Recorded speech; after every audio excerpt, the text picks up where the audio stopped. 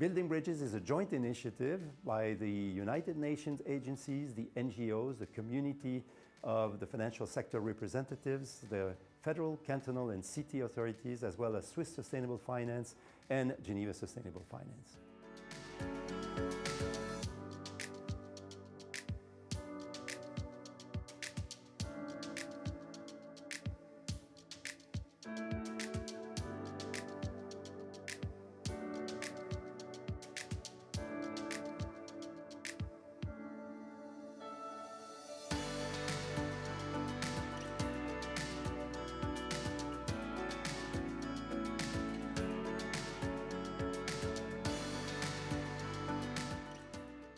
Building Bridges is a unique forum because it federates the ecosystem around one common goal, which is accelerating the transition towards sustainable finance. Building Bridges is a unique project because Geneva is unique. Geneva is a unique ecosystem where you have a substantial financial community with lots of expertise, but we also have a very substantial developing community with also very high level of professional expertise. And for those who don't know Geneva, it's a very small city, but very diverse. You can find roughly on the right side of the lake, the hub of the United Nations and all the international organizations. And on the left side of the lake, you have one of the top world leading wealth management sites and one of the top leading trade finance sites. It's particular because it's symbolic. It's here where you can find a bridge that connects with the two sides of the lake. Building bridges is important because we need to tackle the common challenges such as climate change and biodiversity loss commonly, jointly, and that's what Building Bridges is about. Not one industry can solve climate change on its own. It needs everybody, and that is what Building Bridge does.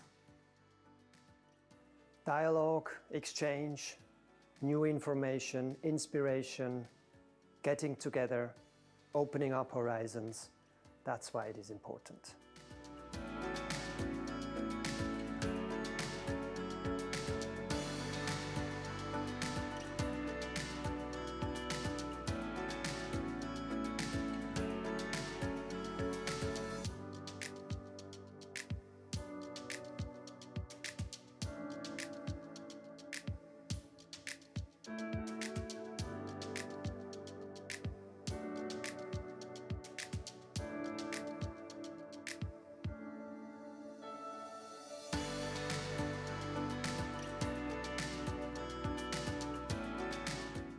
Well, if the first edition was the proof of concept, the second edition has to actually show that there are real benefits from these two communities, this whole ecosystem getting together and working together for a common purpose.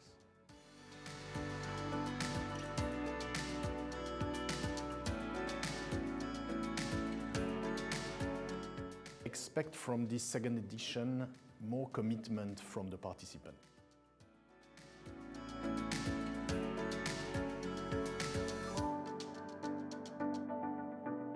Aujourd'hui, le succès de Building Bridges passe par des engagements concrets, par une réelle volonté de travailler ensemble.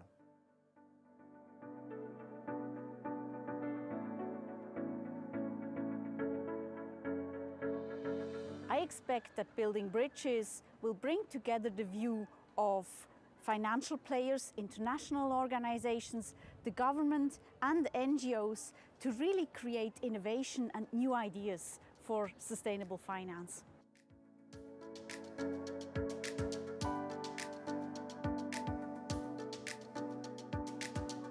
From the second edition of Building Bridges, I expect it to become a fixture on the international calendar. I want it to be, or wish for it to be, outcome-driven and to bring actionable measures to the table.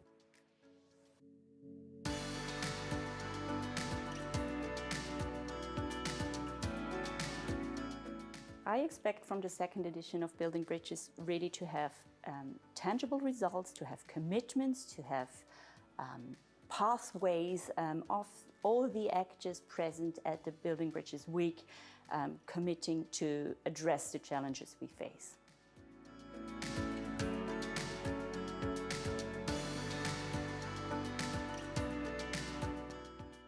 rencontrer des personnes engagées qui veulent faire de ce qui était il y a encore quelques années une finance de niche, soit la finance durable, la finance de demain.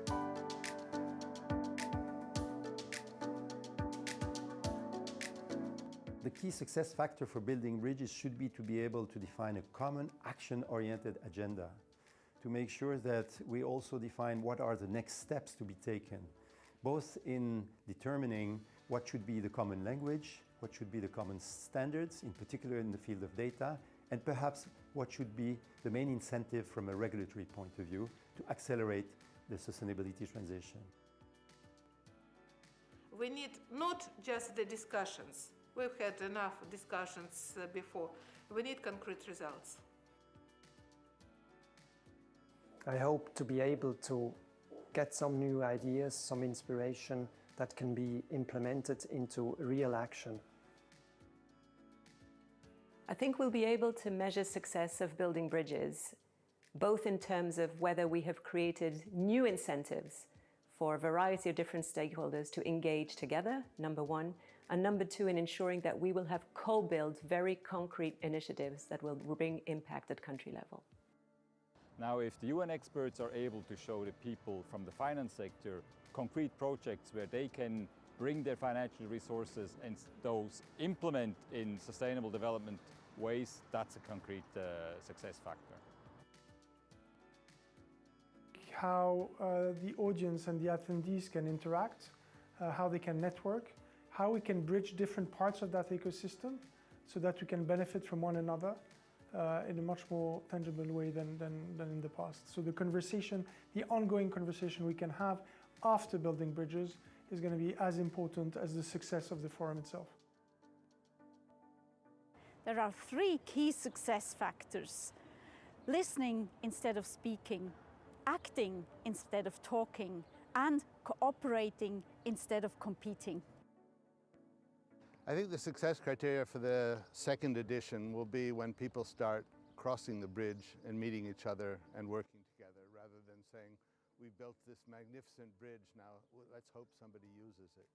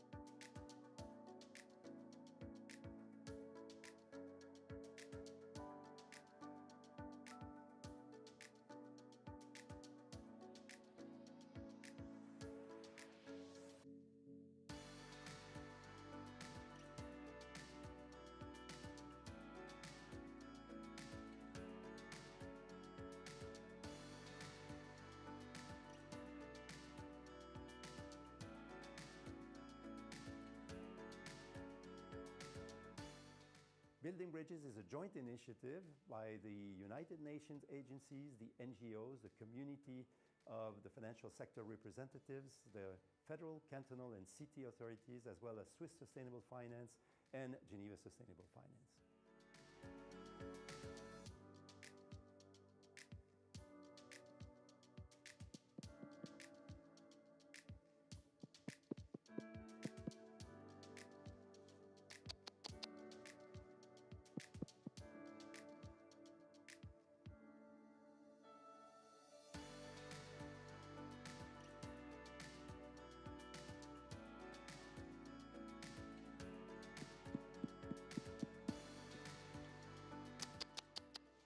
Building Bridges is a unique forum because it federates the ecosystem around one common goal, which is accelerating the transition towards sustainable finance.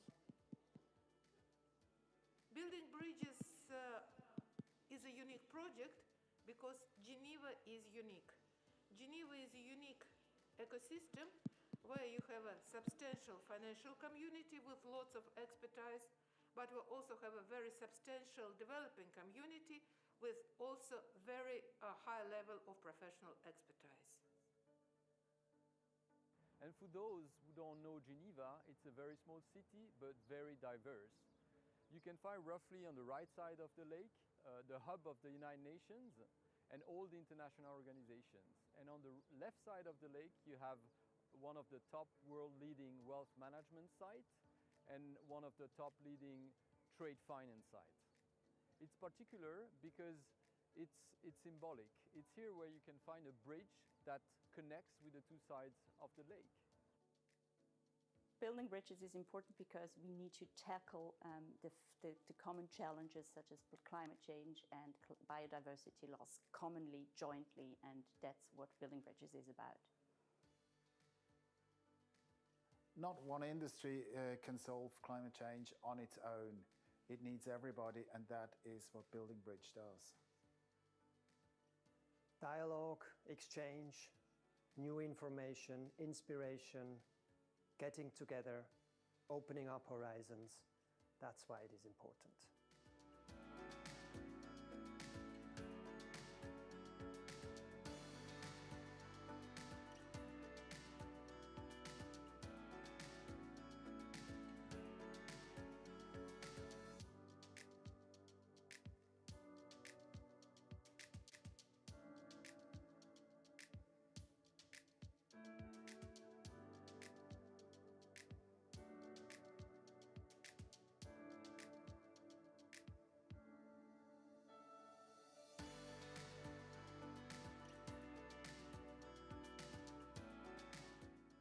Well, if the first edition was the proof of concept, the second edition has to actually show that there are real benefits from these two communities, this whole ecosystem getting together and working together for a common purpose.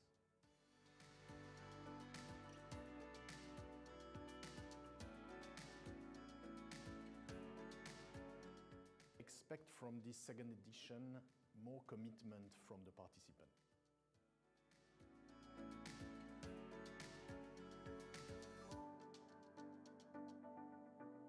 Aujourd'hui, le succès de Building Bridges passe par des engagements concrets, par une réelle volonté de travailler ensemble.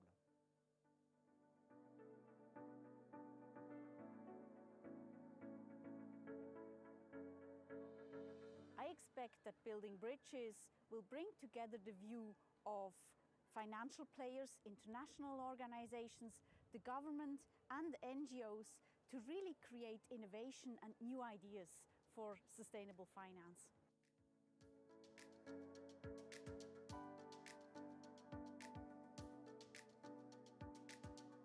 From the second edition of Building Bridges, I expect it to become a fixture on the international calendar. I want it to be, or wish for it to be, outcome driven and to bring actionable measures to the table.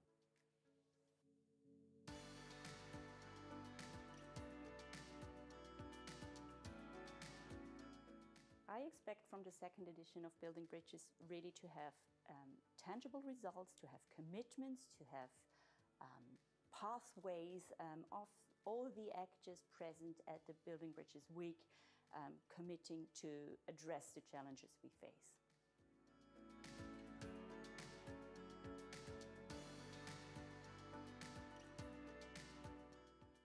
rencontrer des personnes engagées qui veulent faire de ce qui était il y a encore quelques années une finance de niche, soit la finance durable, la finance de demain.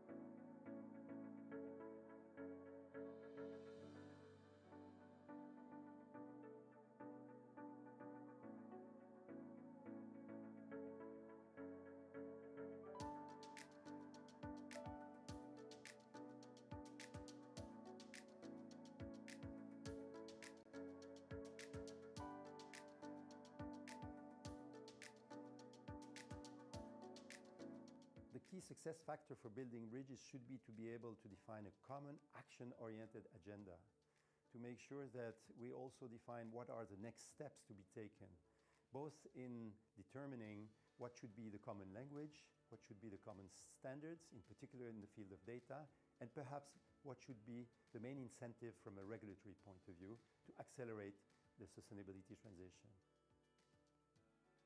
We need not just the discussions. We've had enough discussions before. We need concrete results.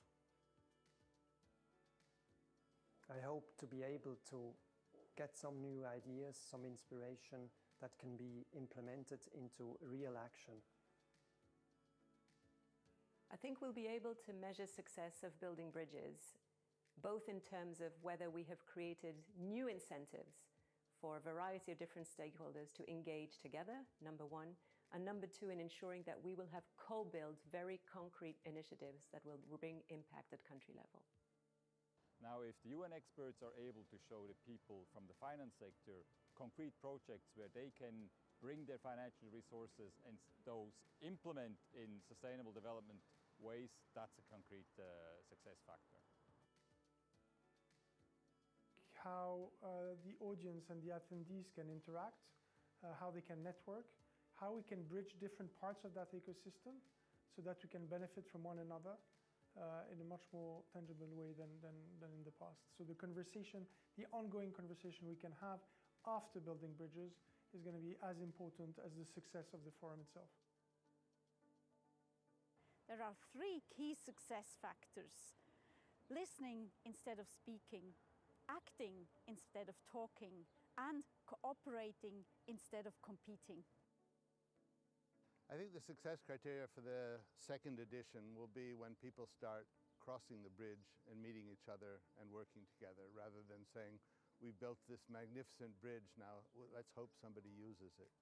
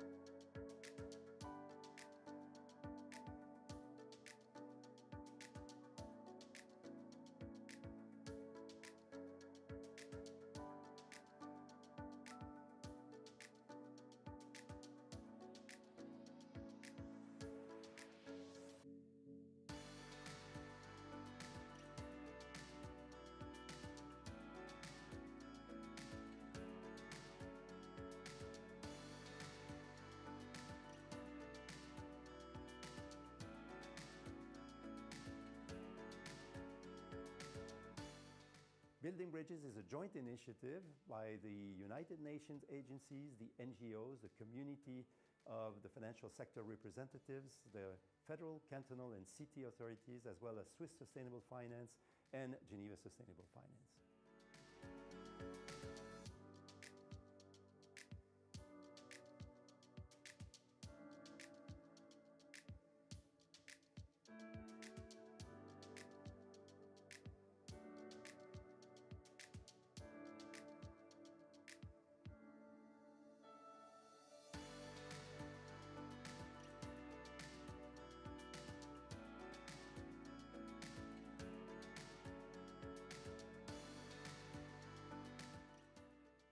Building Bridges is a unique forum because it federates the ecosystem around one common goal, which is accelerating the transition towards sustainable finance. Building Bridges is a unique project because Geneva is unique. Geneva is a unique ecosystem where you have a substantial financial community with lots of expertise, but we also have a very substantial developing community with also very high level of professional expertise. And for those who don't know Geneva, it's a very small city, but very diverse. You can find roughly on the right side of the lake, the hub of the United Nations and all the international organizations. And on the left side of the lake, you have one of the top world leading wealth management sites and one of the top leading trade finance sites. It's particular because it's symbolic. It's here where you can find a bridge that connects with the two sides of the lake. Building bridges is important because we need to tackle the common challenges such as climate change and biodiversity loss commonly, jointly, and that's what Building Bridges is about. Not one industry can solve climate change on its own. It needs everybody, and that is what Building Bridge does. Dialogue, exchange, new information, inspiration, getting together, opening up horizons.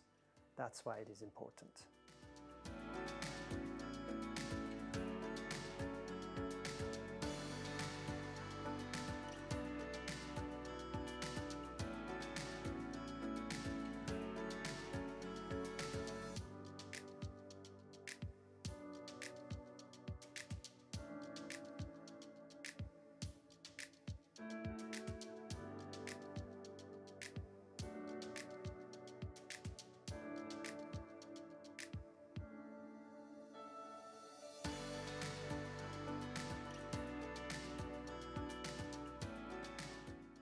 Well, if the first edition was the proof of concept, the second edition has to actually show that there are real benefits from these two communities, this whole ecosystem getting together and working together for a common purpose.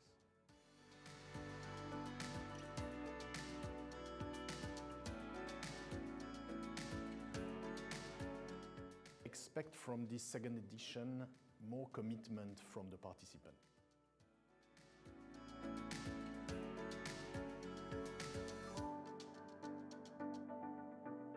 Aujourd'hui, le succès de Building Bridges passe par des engagements concrets, par une réelle volonté de travailler ensemble.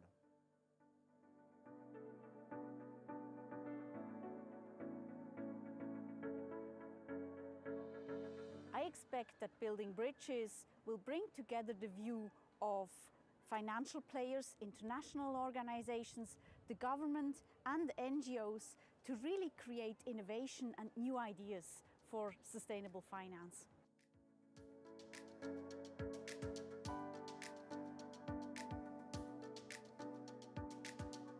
From the second edition of Building Bridges, I expect it to become a fixture on the international calendar. I want it to be, or wish for it to be, outcome-driven and to bring actionable measures to the table.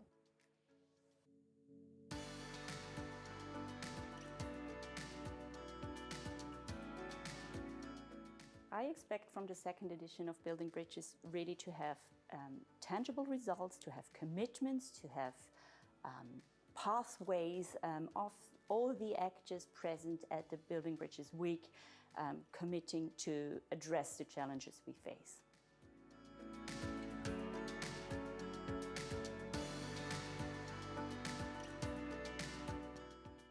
rencontrer des personnes engagées qui veulent faire de ce qui était il y a encore quelques années une finance de niche, soit la finance durable, la finance de demain.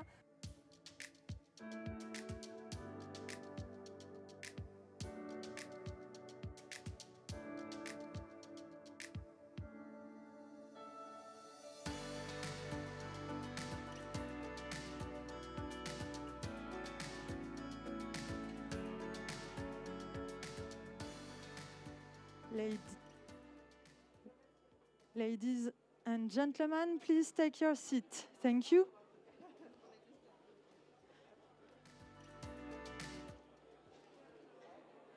Ladies and gentlemen, please take your seat. Thank you.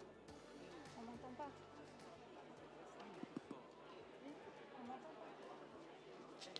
On n'entend pas, Alexis. On n'a pas entendu. On est beaucoup plus fort. Ils sont en train de descendre, ils vont s'installer. Ils sont en train de descendre, ils vont s'installer. Par Anthony, monsieur Bruce, Hugo. Sinon, tu es en stand-by, tu diffuses la vidéo.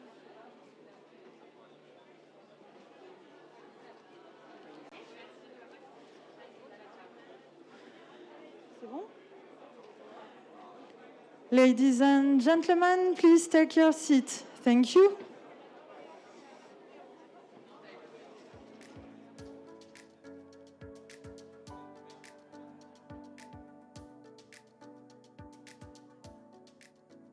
The key success factor for building bridges should be to be able to define a common action-oriented agenda, to make sure that we also define what are the next steps to be taken, both in determining what should be the common language, what should be the common standards, in particular in the field of data, and perhaps what should be the main incentive from a regulatory point of view to accelerate the sustainability transition. We need not just the discussions. We've had enough discussions before. We need concrete results. I hope to be able to get some new ideas, some inspiration that can be implemented into real action. I think we'll be able to measure success of building bridges, both in terms of whether we have created new incentives for a variety of different stakeholders to engage together, number one, and number two, in ensuring that we will have co-built very concrete initiatives that will bring impact at country level. Now, if the UN experts are able to show the people from the finance sector concrete projects where they can bring their financial resources and those implement in sustainable development ways, that's a concrete success factor. How the audience and the attendees can interact, how they can network, how we can bridge different parts of that ecosystem so that we can benefit from one another in a much more tangible way than in the past. So the conversation, the ongoing conversation we can have after building bridges is going to be as important as the success of the forum itself. There are three key success factors: listening instead of speaking, acting instead of talking, and cooperating instead of competing. I think the success criteria for the second edition will be when people start crossing the bridge and meeting each other and working together, rather than saying, we've built this magnificent bridge, now let's hope somebody uses it.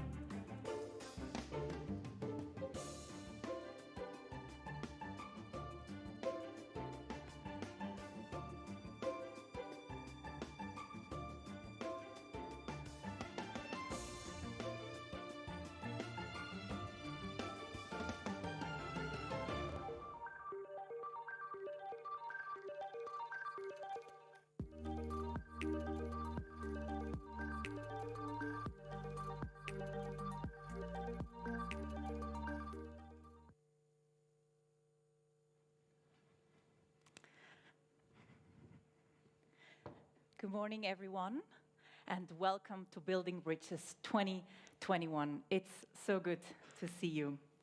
And a warm welcome also to everyone who is joining via the live stream from all over the world today. I'm Tanja Koenig, and I'm very pleased to be guiding you throughout today's summit. Even though this event is happening in Geneva, the purpose is a global one. Because the challenges that we are facing as a society and humanity are challenges that don't know boundaries, and we can only address them together. We're proud to say that we have 30 entrepreneurs from 17 emerging and developing markets here on site during the Building Bridges Week, presenting you real sustainable solutions. And today's summit is just the start of that week. Meaning today is all about understanding the problems and how we can address them. I will be doing that in several high-level panels, conversations, and breakout sessions. Now, you can share the message and the takeaways on social media by using the hashtag BuildingBridges21 and tag Building Bridges on Twitter and LinkedIn.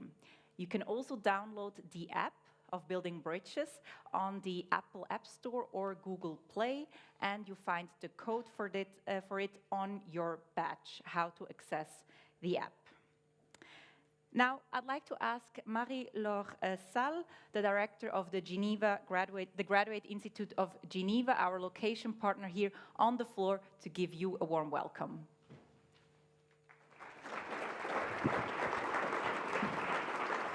Thank you very much, Tanja. Monsieur le Conseiller Fédéral, Your Excellencies, ladies and gentlemen, welcome to the Graduate Institute and to the Maison de la Paix for the launch of this week of Building Bridges.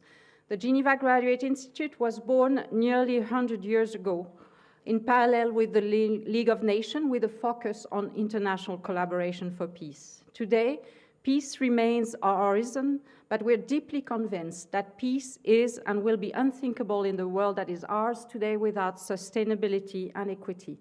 We also believe at the Institute that finance has to be, will be, a key actor of our collective transformation, an actor that can only work for that purpose in close interdependence and partnership with political actors, international organizations, academic institutions, NGOs, and civil society. We are clearly all in this together. The Geneva Graduate Institute has a long academic tradition in connecting finance with development. We're building on this strength to expand our contributions towards finance and sustainability. And we will be making announcements this week on important new initiatives on the teaching, research, and outreach front. Let me take here the opportunity to express a number of thanks. A big thank you first to the Sustainable Finance Geneva team, and in particular to Sandrine and Kali, who've been on an intense front line all along and until very early this morning. Let me also express my thanks to the strategy, events, and comms team of the Institute who have worked intensely together with the SFG team. A big thank you also goes to my faculty colleagues who have been and will be involved in the coming days on the substance side. Thanks go particularly to Nathan Sussman, PICTE's chair in Finance and Development and director of our Center for Finance and Development. But also a big thank you to Professor Laure Van de Walle, also PICTE chair in Finance and Development here, and who has coordinated over the last month a series of articles in Le Temps in advance of the meeting, to which a number of you have contributed and which many of you may have seen. Last but not least, I would like to thank the group of students from the Institute who will be playing the role of on-the-ground reporters this week. In all likelihood, you will run into some of them. As clouds are darkening again on the epidemiological front, as the world is getting closer than it has been in a long time to global and collective traumatic stress disorder, an event such as this Building Bridges Summit and Week is more than ever urgent, important, necessary. I'm very much looking forward to meeting many of you during the coming days, and I wish all of us enlightening and effective discussions, the kind that lead to learning and conviction, but also, and even more importantly, to action and transformation. May you all have a very productive day and week. Thank you. Et je vous souhaite une journée très fructueuse et une semaine fructueuse. Merci. Pendant trop longtemps, notre monde et ses habitants ont été exploités pour leurs valeurs, alors que le coût réel a été ignoré. Maintenant, la nature et l'humanité sont en crise. Nous avons... Our ecosystems are deteriorating. Our social inequalities are evident. Our vulnerabilities are exposed. Our planet needs a bailout. In our ever-shifting context, we must transform to survive. It is time to build a new paradigm, and finance is a key piece of the puzzle. It can be a force for good. Sustainable finance is more than ethical window dressing. It provides an opportunity to shape the future. We have the power to redirect capital to where it's needed most. We have the power to reshape incentives so they serve people and the planet. We have the power to shift from short-term thinking to long-term transformation. We will build new economic models that align with a sustainable and just society. And the transition is already underway. Sitting at the intersection of multiple domains, sustainable finance requires each of our unique perspectives and expertise. Governments, international organizations, NGOs, the UN, academia, business, the finance industry, entrepreneurs, and all of us as individuals. The complexity and scale of the challenge calls for synergy between us all. It is only together that we can meet our goal. Building Bridges is a movement founded on the belief that human collaboration creates solutions that hold immeasurable power for far-reaching impact. It is not just about one group or set of players. It is a forum for multiple voices to discuss and cooperate. The momentum we build here will carry us to our collective goal. We must be serious. We are not here for empty conversation or one-way dialogue. We are here today because we are committed to our collective vision. This is your call to action. We must hold ourselves accountable. We must be bold. We must ask tough questions to create real solutions and define the action we need for transformation. The world cannot wait, so we cannot hesitate. Let's build bridges.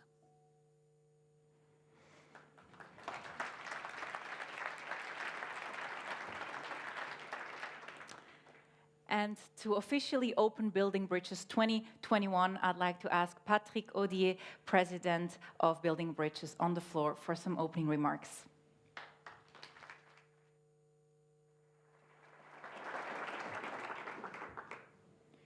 Thank you very much, Tanya. Excellencies, Deputy Director General Amina Mohamed, Federal Councillor Uli Maurer, ladies and gentlemen, it is, of course, a great honor, but also a great pleasure to officially open the 2021 Building Bridges Summit and Week. Welcome to all of you, here in Geneva, of course, but also online and across the world. Thank you for making it despite such difficult health or public health circumstances, and thank you to the organization team in particular to have taken all the necessary measures to ensure proper protection of speakers and participants and to have had to deal with such a lot of last-minute adjustments. I'd like in this respect also to thank our partner Publicis Life for the organization of this complex week. We are here today, and it's worth noting that we have over 75 events that have to be coordinated during the coming days. That is the double or than the last first edition. The world of today and our economic model, as you know, need urgent action if we do not want to reach a point of no return on many of the current climate-related negative implications. It is difficult not to draw parallels with the current pandemic situation and question ourselves, why do we not act with the same level of urgency to address climate change and its related nature and social issues? Today, we need to draw conclusions from the facts and scientific evidence. It is not about when, it is about now. It is not about by whom, it is about us. And it is not about cost, it is about an existential necessity. During the COP discussions, finance was clearly put at the center of the debate. But finance cannot alone be sufficient. Governments, in particular, will have to create the right policy frameworks and incentives as well, while corporate and consumers will also have to change business models and their behaviors respectively. Delivering these concerted actions is unlike humanity has ever done. Geneva, where the different ideas and beliefs have coexisted in open dialogue for centuries, is the right place for solutions to emerge. And Switzerland is an increasingly important global convener of sustainable capital. In 2020, the market for sustainable investment in Switzerland, once again, experienced double-digit growth, increasing by 31% to 1.5 billion Swiss franc. Sorry, 1,500 billion Swiss francs. While this may be the cause for celebration, we still have much work to do. As a country and as an industry, we must ramp up our commitments to a sustainable future and communicate robust information on our progress. Only 2 weeks ago, the Federal Council announced its intention for Switzerland to be an international leader in sustainable finance through climate transparency, in particular, encouraging the financial sector to join international net zero alliances and working towards industry agreements. My message on this is clear and simple. The net zero commitment by 2050 is not negotiable. Specifically, I call for the Swiss financial sector to commit to net zero by joining one of the leading net zero initiatives as called by Swiss Sustainable Finance earlier this month, and asked that financial institutions, first in Switzerland and hopefully everywhere, publish clear and transparent interim targets before COP27. We know these commitments are necessary but not sufficient. They, however, have the merit of making us all here in the financial industry walk the talk. In addition, as commitments are not sufficient, but still very useful, we need to better robust, intuitive, transparent measures to assess our progress against these commitments.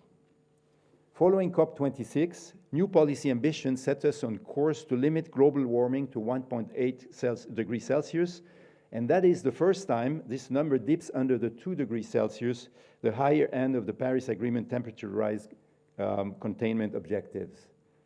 Nonetheless, the real economy and the financial market, that is the MSCI world, for instance, still sit at around 3 degrees Celsius. At COP26, commitments are converted into concrete action, and the gap between reality and intention closes will, of course, create swaths of economic and financial value and also of destructions of value. On the upside, the climate transition creates an opportunity worth about $5.5 trillion per year in our estimation. Now, the fundamental question for investors and asset managers, for instance, is how to measure and to manage this unprecedented shift. Here, I believe the answer lies in robust science-based methodologies. It is the fiduciary responsibility of the financial sector to correctly take advantage of such opportunities and to precisely assess such transition, physical, and liability risks. The Federal Council has issued a recommendation that financial markets players use comparable and meaningful climate compatibility indicators pointing to implied temperature rise metrics, for instance, as a useful mean to do so. This metric provides an intuitive, science-based way to assess investment alignment to the Paris Agreement. It's there. We have the methodologies. It's been discussed already at length.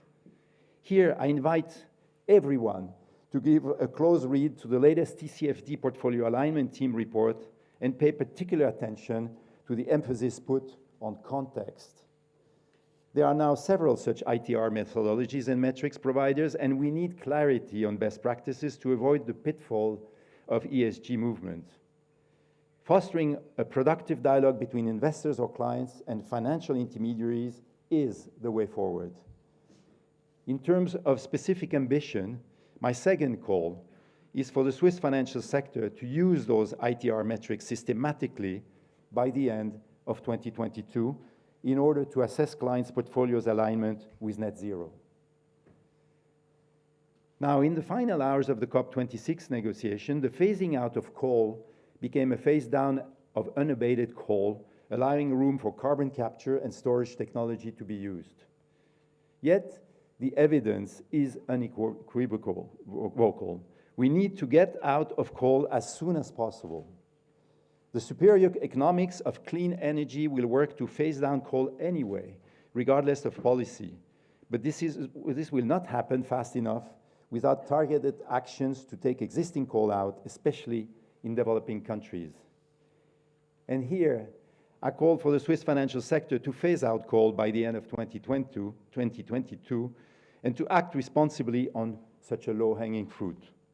Specifically, I call to end financing of new unabated coal and work with clients to transition away from existing coal exposures on scientifically agreed timeframes, such as the one, for instance, of the International Energy Agency.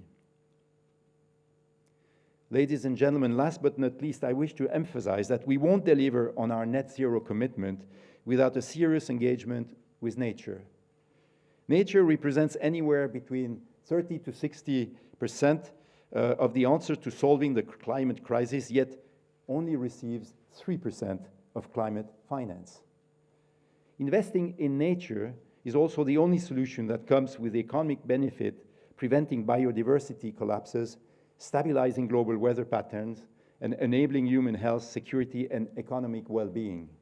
It further contributes, of course, to the reduction of the north-south imbalance.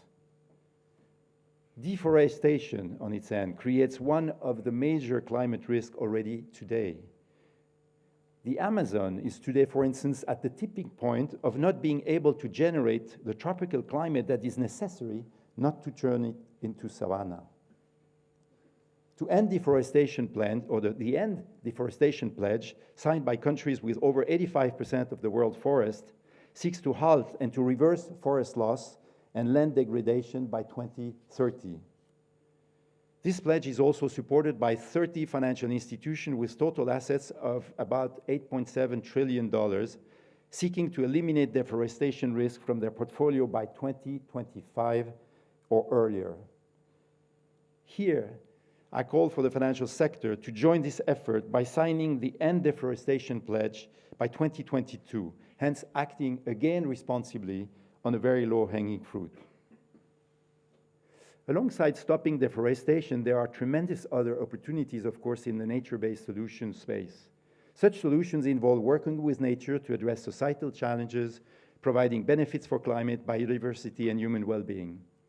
The mainstreaming of net zero commitments globally is opening up an unprecedented opportunity to invest in these nature-based solutions at scale. Today, more than 80% of global GDP is covered by a net zero target. These commitments are forecasted to fuel about 10 to 15 times increase in demand for carbon credit in the voluntary market, with estimates that it could represent about a $100 billion annual market by 2030. With about 60 to 80 or even more, 85 of forecasted carbon credit expected to come from nature-based solutions by 2030, this is a once-in-a-generation opportunity to mainstream investment into nature as we transition to a net zero nature-positive economy. Ladies and gentlemen, to synthesize my call to action and conclude, I have 4 key messages I would like to leave you with. First, it is time to acknowledge the urgency and the complexity. Second, we must commit to do our part. Third, we have to strive to overcome this complexity with reason and not only emotions. And fourth, we must now implement best practices to measure and disclose relevant information. I thank you for your attention, and I'm looking forward to a 2021 Building Bridges edition, leading to a common implementation agenda and impactful initiatives allowing finance to play its central role in accelerating the transition towards the SDGs. Thank you very much.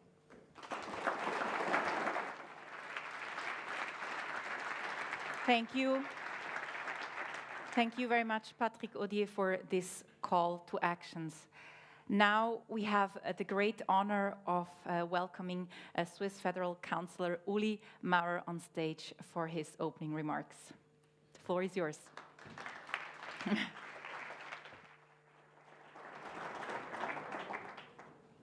Excellency, ladies and gentlemen, good morning. I'm very happy to be with you for this second Building Bridges Summit here in Geneva. Geneva has a long tradition of hosting international and non-governmental organizations, scientific, academic actors, civil society, and the private sector. They all work together to find solutions to the global challenges of our societies. Geneva is the city with the humanitarian tradition that started more than 150 years ago with the establishment of the International Committee of the Red Cross. Geneva is the place that combines this humanitarian tradition with important innovative places like the CERN or the WEF and many NGOs. So, traditionally, in Geneva, people think a bit more holistically than elsewhere. And that is exactly why we are here. So I welcome you to Geneva, the city where innovation and digitalization perfectly work together. What started as a conference in 2019 turned into the most important Swiss platform to welcome personalities from the finance industry, the United Nations, politicos, and many more. Building Bridges has a great timing to define clear actions to address the importance of finance and sustainability. Moving to a sustainable economy offers great commercial opportunity for companies who are care from early adoption and a green economy. On the other hand, companies who are not adapting their business activities are taking many risks for their future. Global capital is facing an important change towards more sustainable companies. This leads to unique opportunities for the financial sector because it is funding the initiatives and innovations of the real economy. The Swiss financial sector is very well positioned to achieve this. Swiss banks look after 27% of the world cross-border assets. As a pioneer of microfinance, Switzerland is now one of the world's most important centers for impact investing. Still, hard work is needed. The Swiss Financial Center can only benefit if it keeps its values high. The Swiss financial sector should be a global hub for investors who have a positive impact on the environment and society. This is why the Swiss government, leading up to Building Bridges, recommended the use of forward-looking climate indicators. They help to foster climate transparency in all client portfolios. I'm happy to announce that the Federal Council wants to work together with the financial sector to develop a climate score. This score should correctly show the alignment with the Paris goals. Switzerland will be the first country to do so, showing our leadership in sustainable finance. Let us work hand in hand to make this happen fast. The state is holding back. A high degree of flexibility is necessary. We also need to be able to experiment. This should not be restricted by regulation. The Swiss government is committed to become a leader in sustainable finance. This is also why we announced our plan to issue Green Confederation bonds. The market for green bonds is still reactively small in Switzerland, but it has grown in the past few years. By bridging Green Confederation bonds to the market, we should be able to enhance the application of international standards in Switzerland. In this way, the Federal Council can help to encourage the private sector to issue more green bonds and develop the market. In a first step, we will develop a green bond framework in line with international market standards. In a second step, we plan to issue the first Green Confederation bond by the latest in 2023. As you can see, it takes great efforts from everyone, but it is worth it. Because I'm convinced that the results of these forward-looking efforts will be felt in Switzerland and elsewhere for generations to come. I now look forward to hearing the other speakers and wish you all an exciting week and interesting discussions. Thank you.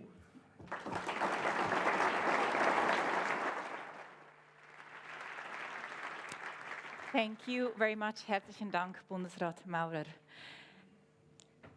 And up next, I'd like to ask the Deputy Secretary General of the United Nations, Amina Mohamed, on the floor for her opening remarks.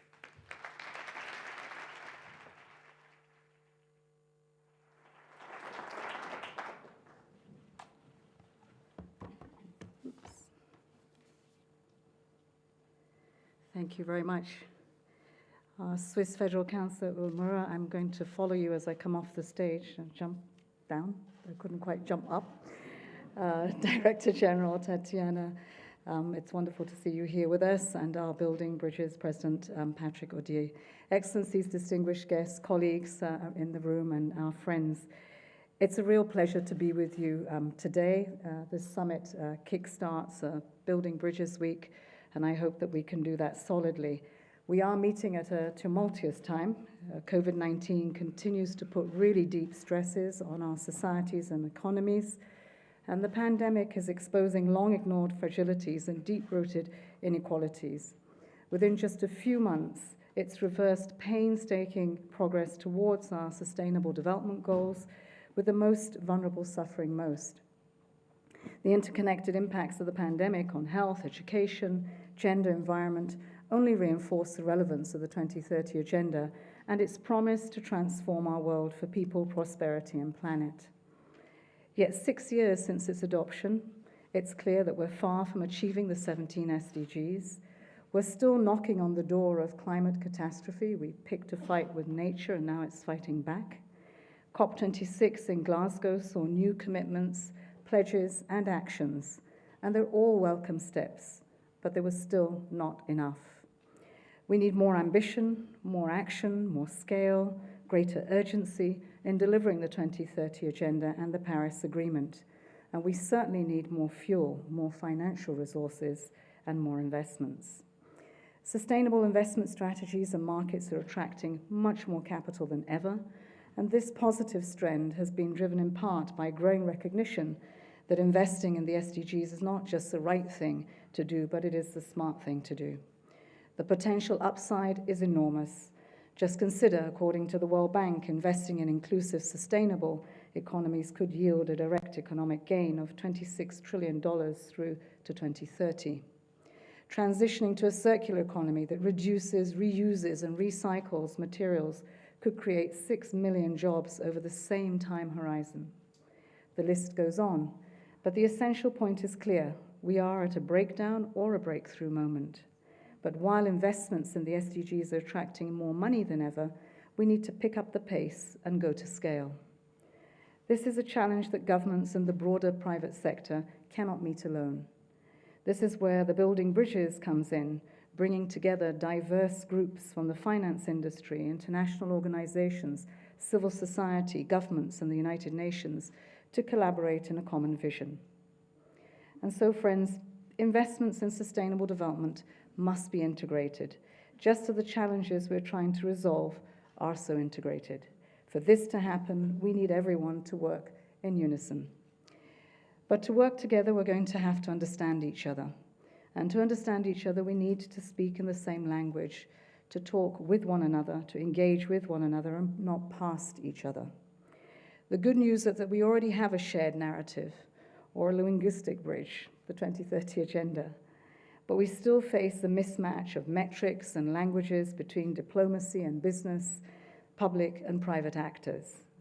The 2030 Agenda takes a holistic and integrated approach to the economic, social, and environmental dimensions of sustainable development. It gives businesses a benchmark and investors a scorecard for sustainability. Only by aligning all these investment decisions with the SDGs can we fully anticipate systemic risks for business, governments, and society. Succinctly put, the more we invest with foresight, the less we regret with hindsight. The United Nations has been accelerating SDG-aligned financing through several major initiatives anchored in the Secretary-General's roadmap for financing the 2030 Agenda for Sustainable Development. Notably, the Global Investors for Sustainable Development, GISD, that alliance, and the UN Global Compact CFO Task Force for the SDGs. We need the private sector and its leadership to unlock resources for key transitions in sustainable energy and connectivity, food systems, health, education, social protection, digitalization. Innovative instruments, including blended finance, can all play an important role, but we need to massively scale up that delivery. We need the private sector to continue to increase transparency and accountability and do more to combat illicit flows and corruption. And we need the private sector to use their influence, their leadership, to promote sustainable government action. This is what I believe the Building Bridges is all about: to raise ambition, to foster the dialogue that we need, deepen the cooperation, and deliver the results for the SDGs. Excellencies, colleagues, and friends, Geneva is uniquely positioned to advance this collaboration and unlock the financial resources that would be needed. The birthplace of multilateralism and a home to a rich ecosystem of international organizations, of civil society actors, and a vibrant financial sector. Geneva is the world's hub to build partnerships for the 2030 Agenda. As you engage this week, you have a unique opportunity, and I might say the responsibility, to showcase how building bridges for sustainable finance can be replicated beyond Geneva and used as a blueprint for others to emulate. And so this is the moment that we should seize to align finance to the SDGs. Together we can make building bridges a movement that accelerates progress for humanity. Finally, let me just say that in this room, we do have the leadership, we have the expertise, and we have the tools. Never before have we been able to do so much. And yet, the truth is that the trust deficit is widening in our world. We've not been able to rise to the ask of solidarity in a global response for the pandemic. And today we're seeing yet another variant. Until everyone gets a vaccine, we will all be at risk, and we will not be able to take the SDGs to where they ought to be by 2030. Finance has not been available. For many, the health pandemic has been a tragedy, particularly in developed countries. But for developing countries, it is the socioeconomic impact. That will take so much longer to recover from. And so we need the urgency of the investments in climate action, which will have multiplier effects on the SDGs. And we need the technology to move that fast. What I might ask is that what will it take for us to fill that gap? What will it take for us to find the solutions and not the reasons for why we can't do it? For sure, there's a risk in everything that we do when we invest. But this time, we're talking about our home. Individually and collectively, after your 9-to-5 job, you belong to the 7.5 billion on this earth. And so it is an obligation to think about what difference you can make with the job that you have 9 to 5 in looking at the planet that we live on, our home. I think in this room that we do have the power. What we need to ask ourselves is, can we connect that with leadership? And can that leadership deliver for us a 1.5 degree world? I believe that we can, but we must find it within the leadership to use that power to do so. Thank you.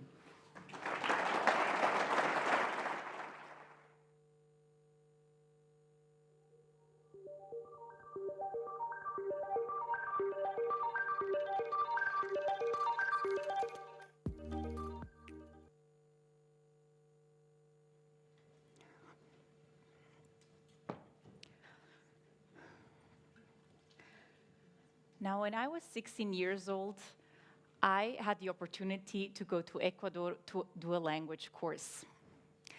And there I spent 1 week in the Amazonia, in the jungle. And this week was just an incredible, amazing experience. I saw old trees, I saw the variety of the jungle, I saw that there are so many different kinds of ants, big ones, small ones. And did you know that there are frogs that are this big? I remember the guide picking it up, and I was like, wow, I just knew the ones that we have here.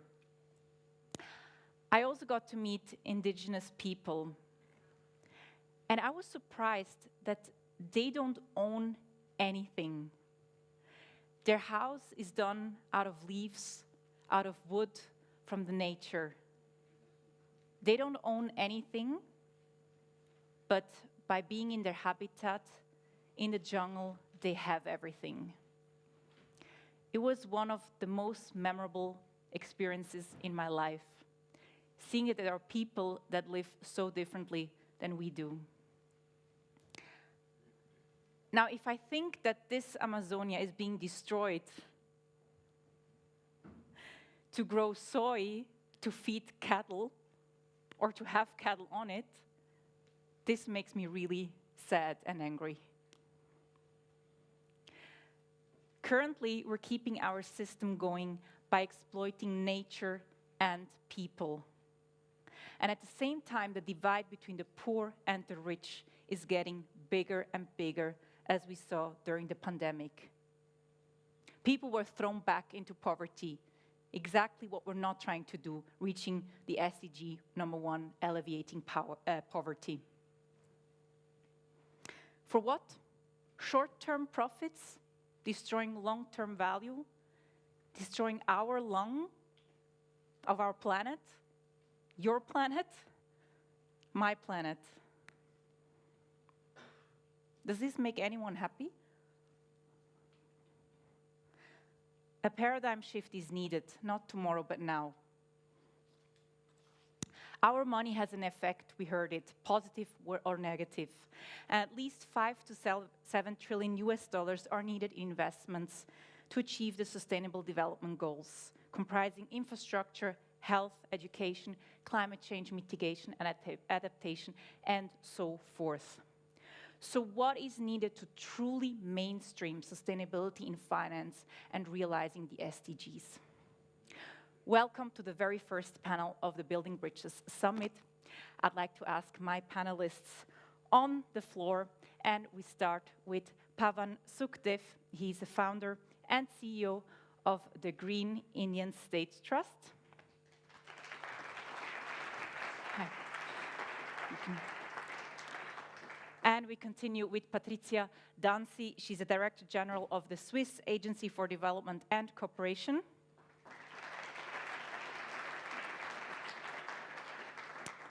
And we're joined by Guy Ryder. He is the Director General at the International Labour Organization.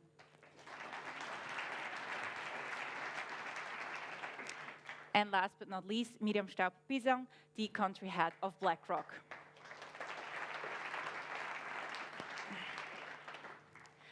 And before we go into a conversation, we would like to start with a message by Sir Ronald Cohen. So please, let's take a listen.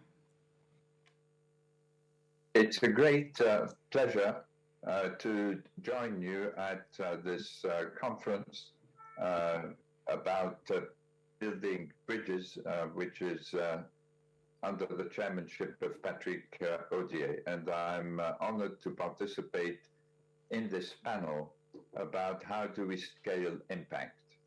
Coming out of COP26, where politicians and others have been accused of blah, blah, blah, I really think the time has come for us to bring transparency to the measurement of impacts in order to shift companies from achieving profit only to achieving profit and impact.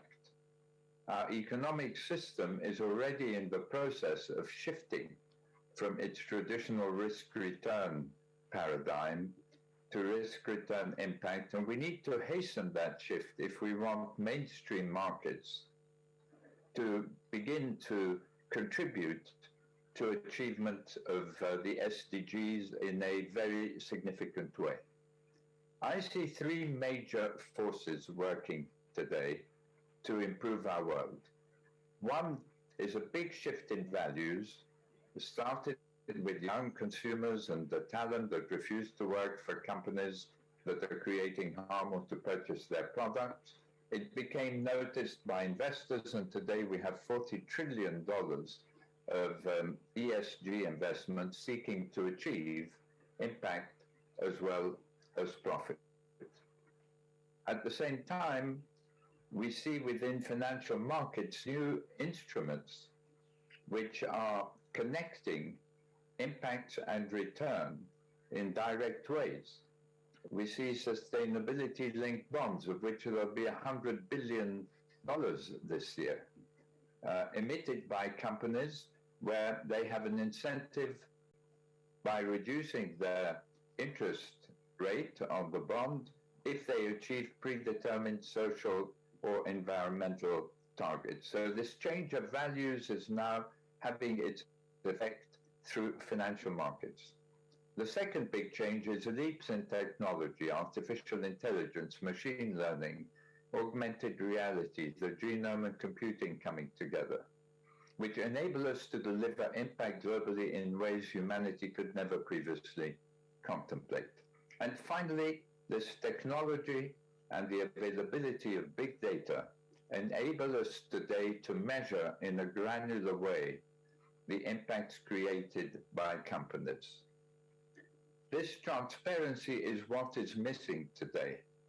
Greenwashing, which is one of the big accusations leveled at COP26 by the younger generation, results from companies making misleading statements because no one can verify those statements.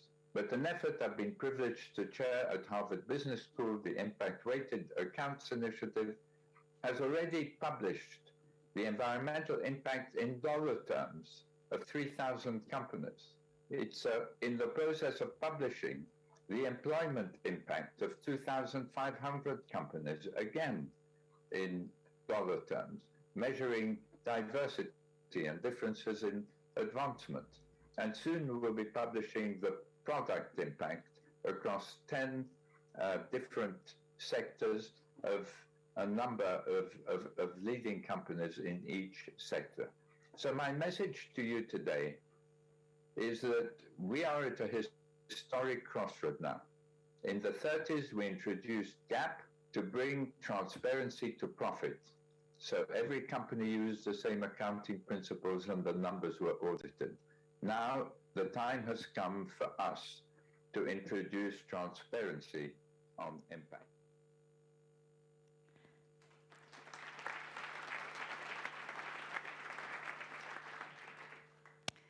Okay, so let's talk about scaling impact. And there are a few challenges. One being that many stakeholders work in silos, or some even hindering the process. So, but we heard it, we have no time to lose. Everyone should be leveraging their expertise. So I wonder, why is it not happening faster? What are the challenges?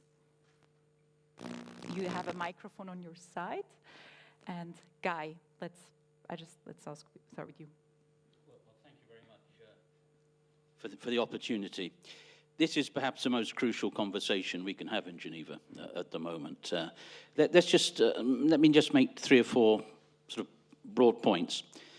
From the very beginning, the United Nations Sustainable Development Agenda factored in the financing dimension. It understood from the beginning that we needed to mobilize the finance to make the ambitions of the 17 SDGs possible. It's not an afterthought. It's not something we're coming to late. It was there at the beginning.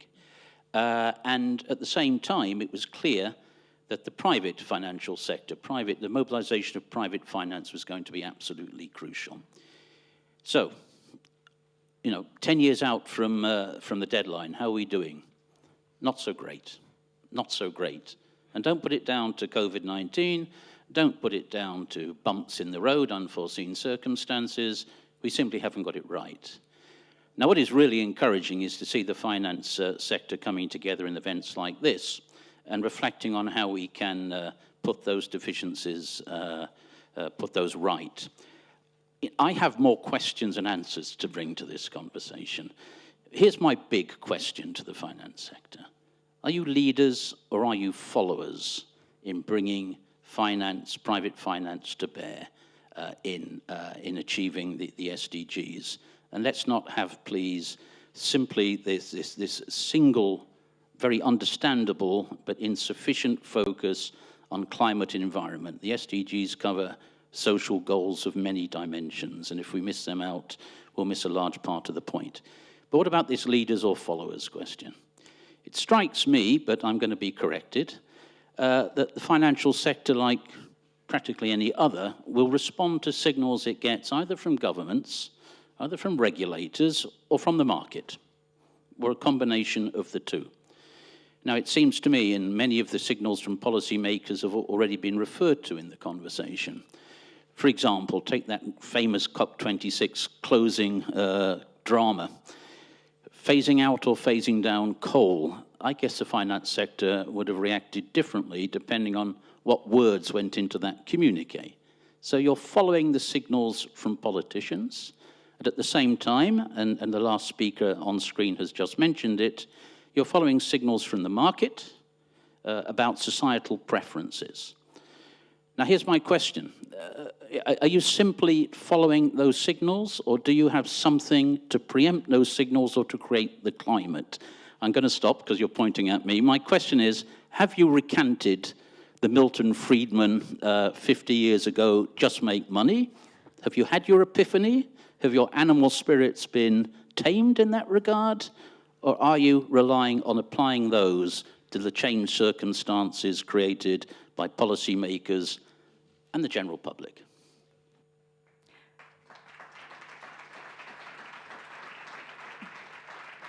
I see Pavan wants to say something, but I would like to just quickly pick it up, because you said, are you followers or was it leaders or followers? Miriam Staub-Bisang, maybe as the representative of the financial sector on the panel, it's a hard question, but would you like to react to that? I think it's on. Just try it again. Yeah, it comes on? Okay, great. No, thanks for this, these very provocative statements. And I truly believe that, yes, the finance world today can really play an important role. We heard it in the opening statements, but observing kind of where we went in sustainable investing over the last decade or two, we've really come a long way. And I feel that sustainable investing has really went through 3 stages, and here I like to quote Schopenhauer. Maybe it's not the right forum right now, but I really like it because every truth goes through 3 stages. First, it's ridiculed, then it's heavily opposed, and eventually it's accepted as a general standard. And I think that's where we are today. And so for years and years, sustainable finance was really a niche topic and embraced by some tree huggers. While I think in the last 5 years since the Paris Agreement, and I would say most pronouncedly over the last 2 to 3 years, I've really seen the finance community come together and make important commitments, yes, to climate goals, but I feel that's the beginnings, a beginning. Once we start to measure not only climate impact, but really measure that social impact. And I thought Sir Ronald Cohen's statements related to these accounting measures for measuring impact will be really important to also drive capital into achieving social goals. And here, capitalism, yes, of course, what gets measured gets managed. I see capital moving in that area. But with having said that, we always have to keep in mind what is the role of investors and what is the mandate an investor has for allocating and investing capital. As a fiduciary investor, we cannot just put fiduciary and trusted capital to any into any kind of project where perhaps we will achieve substandard returns. We have the mandate as fiduciary investors to achieve market returns. So I think we always have to keep that in mind. In our preparatory session, you know, I said I end up in discussions where people say there's this huge pool of private capital. Why isn't it put to the right use? And here I think we just need to acknowledge that we need to have the right projects, and then the money will follow for sure. We will talking about right projects right now, and yeah, let's continue. Pavan. Yeah, thanks, Tanya. Well, I'd like to pick up Guy's challenge, which is to us as the finance community. I count myself as part of that community, having spent 24 years in investment banking, whilst I was busily doing my impact valuation work in my NGO and now company, GIST. So, Guy, yes, you picked on my favorite bugbear, Milton Friedman, who defined performance only in terms of profit. But the fact is that if we want to move from the world of shareholder capitalism to the world of stakeholder capitalism, then we need to define performance in terms of impact. And that's exactly what Sir Ronald Cohen was talking about. He was talking about measuring impact. Now, let me just throw some numbers in here, right? So when we talk about impact investing, there are really two kinds of it. The impact investing focus that people look at is companies with the intention, formed perhaps with the intention of making a change socially or environmentally or in human health terms. And the IFC produced some statistics recently saying that those companies which have measured impact is about 636 billion in total market cap. So that's actually a drop in the ocean. They said that the total intended impact companies comprise something like 2.3 trillion, and that's still only about 2% of the total, assets under management of that kind. Now, the challenge here is what happens with the remaining 98% or the 99.4%, depending on how you cut this. And by the way, other numbers are there, the GIIN, some of you are familiar with the 700 billion estimate. So these are kind of the size of impact investing we're talking about. But there's something else. There's this massive ocean of investment with impact, because all investment has some impact or the other. And an impact is a change in human well-being, whether it's in terms of human health or societal impacts or environmental impacts.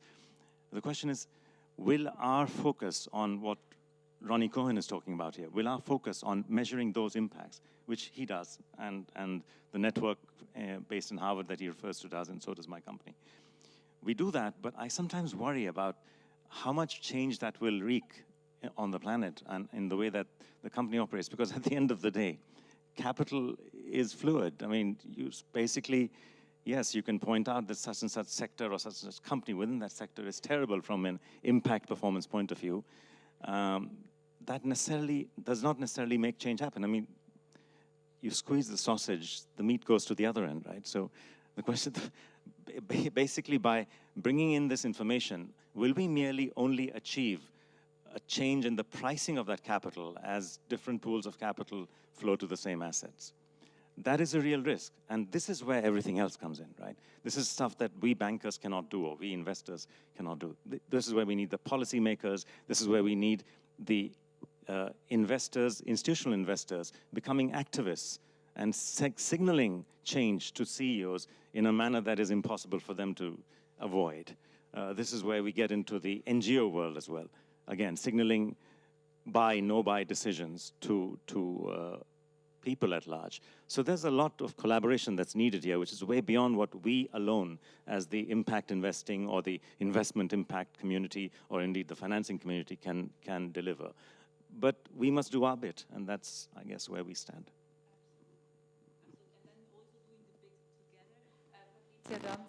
What challenges do you see? Why are you not working together ideally as you should? We are optimists, so we see always the glass half full. And I think from a Swiss development cooperation perspective, we already applaud the fact that in 2020, so last year, we managed to increase in Switzerland by 30% the investment in sustainable finance. So that is already a good start.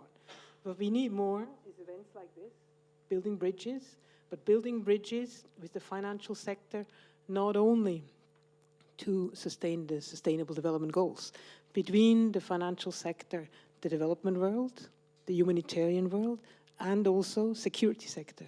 We talk a lot about the triple nexus. I think the finance is the fourth angle to this triple nexus. So we get actually a new geometric figure out of this, and I hope it will be a sustainable figure. What we also need more, it's not throwing money at the SDGs. That will definitely not be enough. We know we need human capital. Our people are not trained enough to intake all the financial mechanisms. You need a lot of insight to know what is working in a context that may be fragile.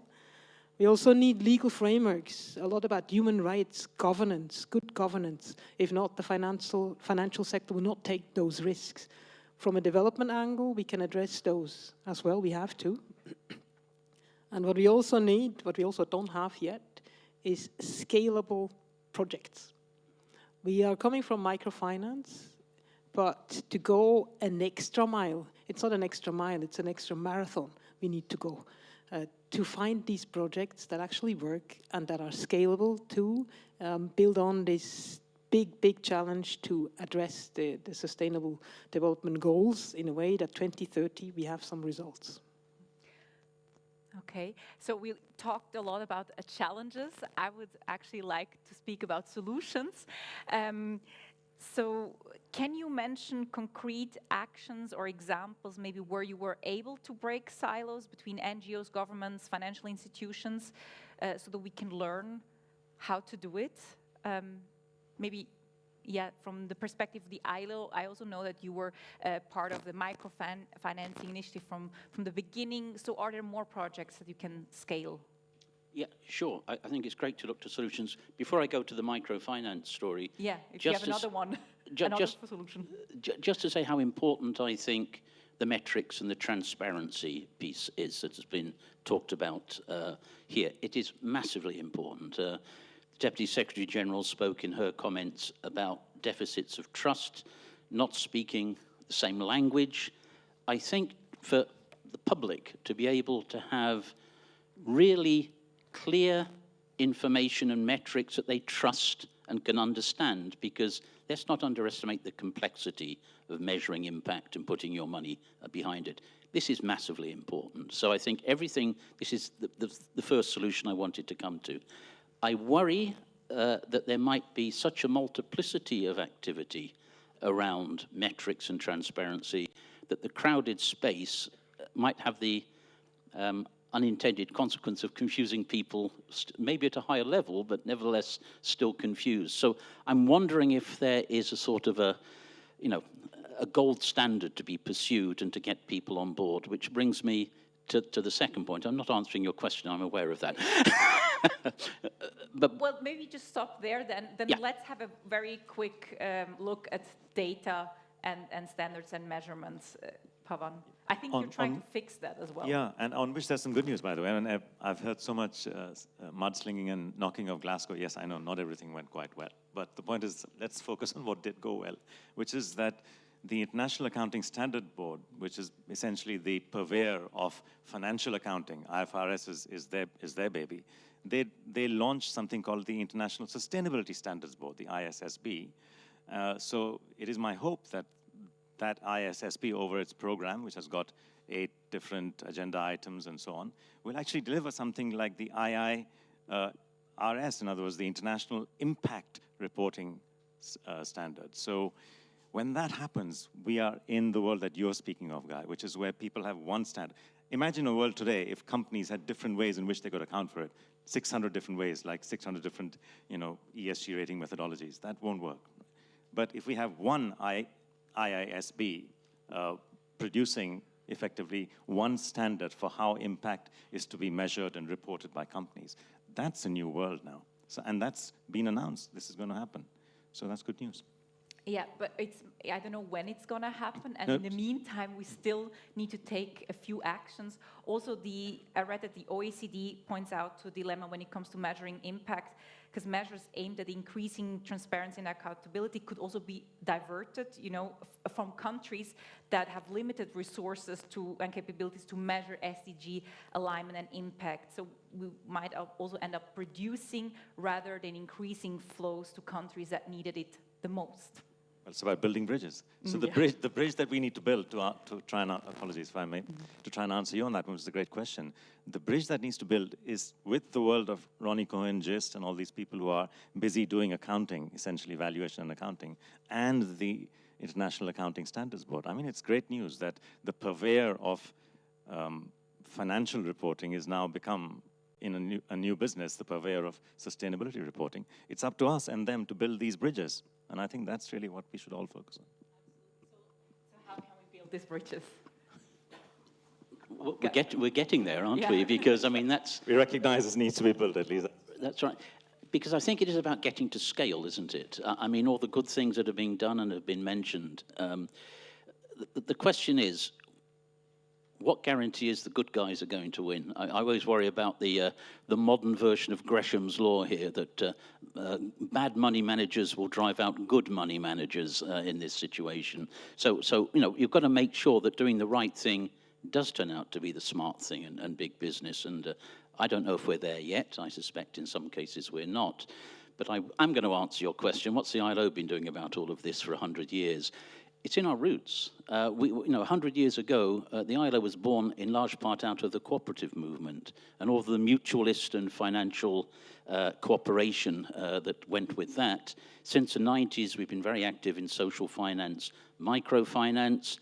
I can point to very good work we're doing with different funds. They want to know where they should invest, particularly in Africa, when it comes to labor practices and labor standards. And I think there are the seeds there. It needs to be brought to scale, but the seeds there of how international organizations such as the one I represent and the finance community can build their own bridges, and there's no better place for that than Geneva. Maybe Patricia, I would like to hear really concrete actions that have been taken. What have you done? I'm also thinking about, states are largely indebted. We heard it through the pandemic. So maybe developed countries might cut their budget to developing countries because of budget restraints. So what are the solutions? How can others jump in and fill that gap? I'm thinking maybe about public-private partnerships. Is this a solution? It definitely is one solution. Another one we heard this morning already when the Federal Council talked about incentives.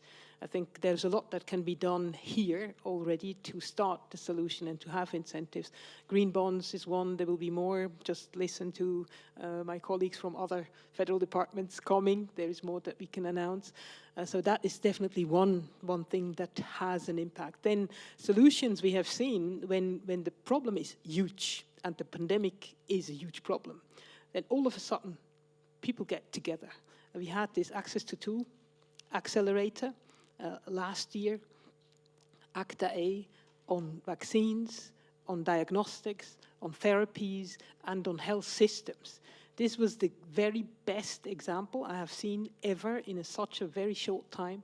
You have foundations, governments, international organizations, the private sector, all pooling resources and a lot of resources, brain and money, together to address one of the most pressing issues. And if we can do this for COVID and for a pandemic, why can't we not do it for all the other sustainable development goals? So there is hope, there is brain, there is money, there is knowledge, so it just has to get it right and to bring it and to force people to work on it. And what is needed to get it together? Urgency, the sense of urgency. Because we're humans, so by nature we're a bit lazy, and if we don't have to, we may not. So if we have enough pressure on us, we will move. Yeah, the sense of urgency, yeah. It's hard to think about urgency sometimes when we're talking about public goods. and no one feels responsible, or everyone should, right? Do you have any other examples? Or maybe, Miriam, when you hear this, I mean, it's not yet so concrete examples. What are the challenges maybe then to finance these? No, I think these were excellent points made, and related to the sense of urgency.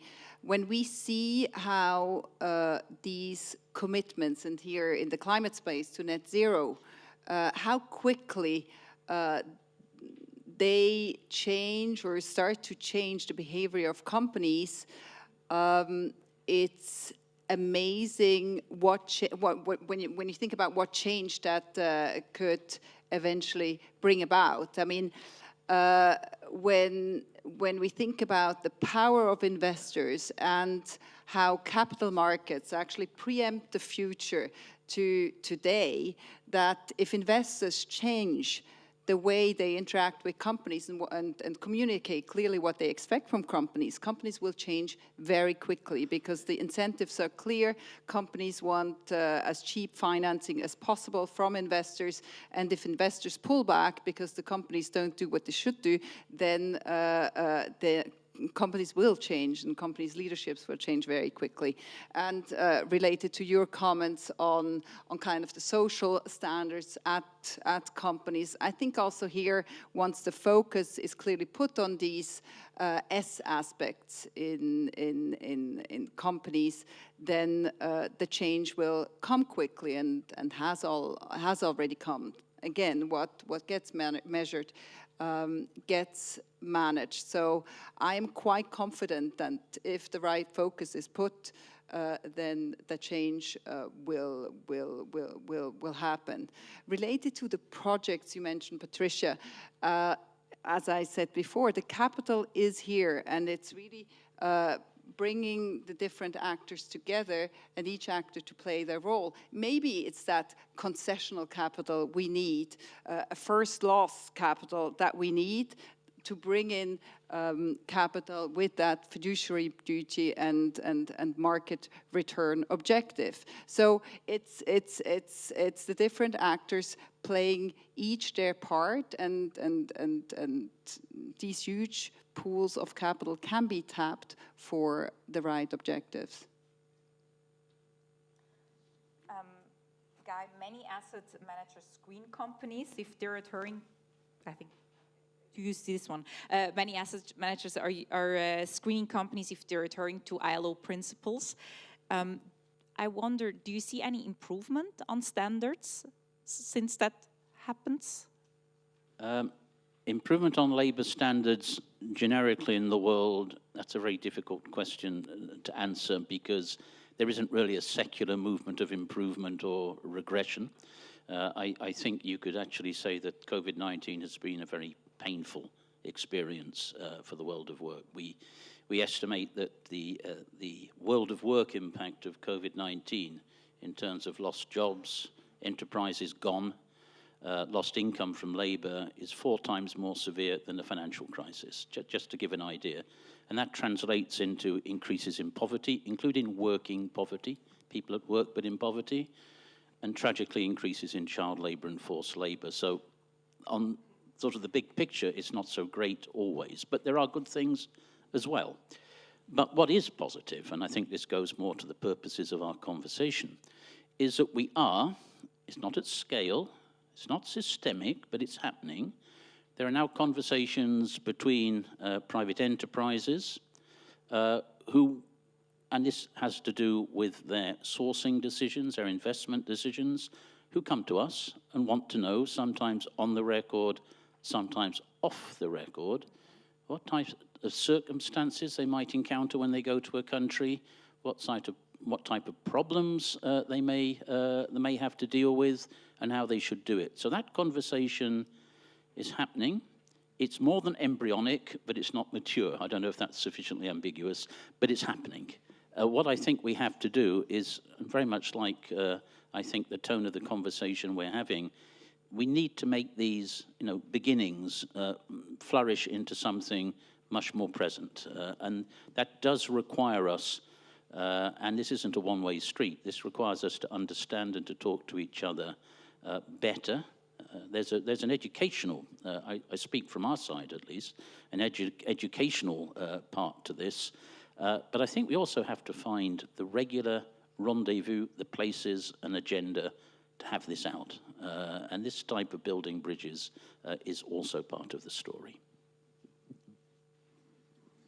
Yeah, and now coming back to the issue of positive examples and bridges and involving government, one mustn't forget it's not just private investment, it's also public investment.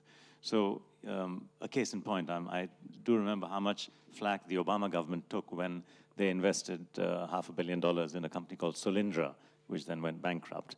Around the same time, they'd also invested something like that in another company, which is known as Tesla. Has anyone given them credit for that one, which is now a $1 trillion concern? So, I mean, there's a lot that can happen with public investment leading the way, and I think the typical multiplier that we bankers talk about 5 times, 10 times is perfectly possible to bring the confidence of the public in that space. Now, something else that's been happening is the greening of public procurement. Public procurement, in other words, the money spent on goods and services by government as part of, can be as much as 20, in certain countries, 30% of GDP, especially developing countries, very high. The question is, how green is that public procurement? And why isn't it green if it's not? So these are questions that one needs to ask and push from a policy perspective. And last but not least, I think the number of examples one has of smart money pursuing, and I come up literally, the one I came up today, I come up examples every day. Today I came up with an example on sustainable agriculture. I was trying to see if there's any large sustainable agriculture company as against farmer cooperatives. And yes, there is. It's in Egypt. It's known as SECEM, created about 30 years ago by a visionary business person, invested his money in greening a part of Egypt, effectively using agroecological principles and starting what is effectively the world now, one of the world's largest agricultural enterprises, which is entirely organic food in Egypt. So there's just literally like hundreds and hundreds and hundreds of examples. I could go on for the whole day giving you, but you know, the point is we need to bring in the collaboration, the building of bridges with the public sector and the private sector, both involved. And last but not the least, dare I say the bad word, subsidies. The fossil fuel industry, which has something to do with climate change, I'm told, is subsidized to the extent of 600 billion, and my friends in the IFC did a holistic calculation, including externalities, and their answer was, well, if we include the externalities of fossil fuel emissions, it's 5.2 trillion is the amount of public money and costs that are going towards subsidizing a sector which isn't everyone's favorite from the forward-looking point of view. Why can't we change these things, right? So another point of action. Absolutely. So when coming back to what is needed, we heard urgency. Then Pavan, I heard that you got inspired by a quote by Mahatma Gandhi, which said, find purpose, the means shall follow.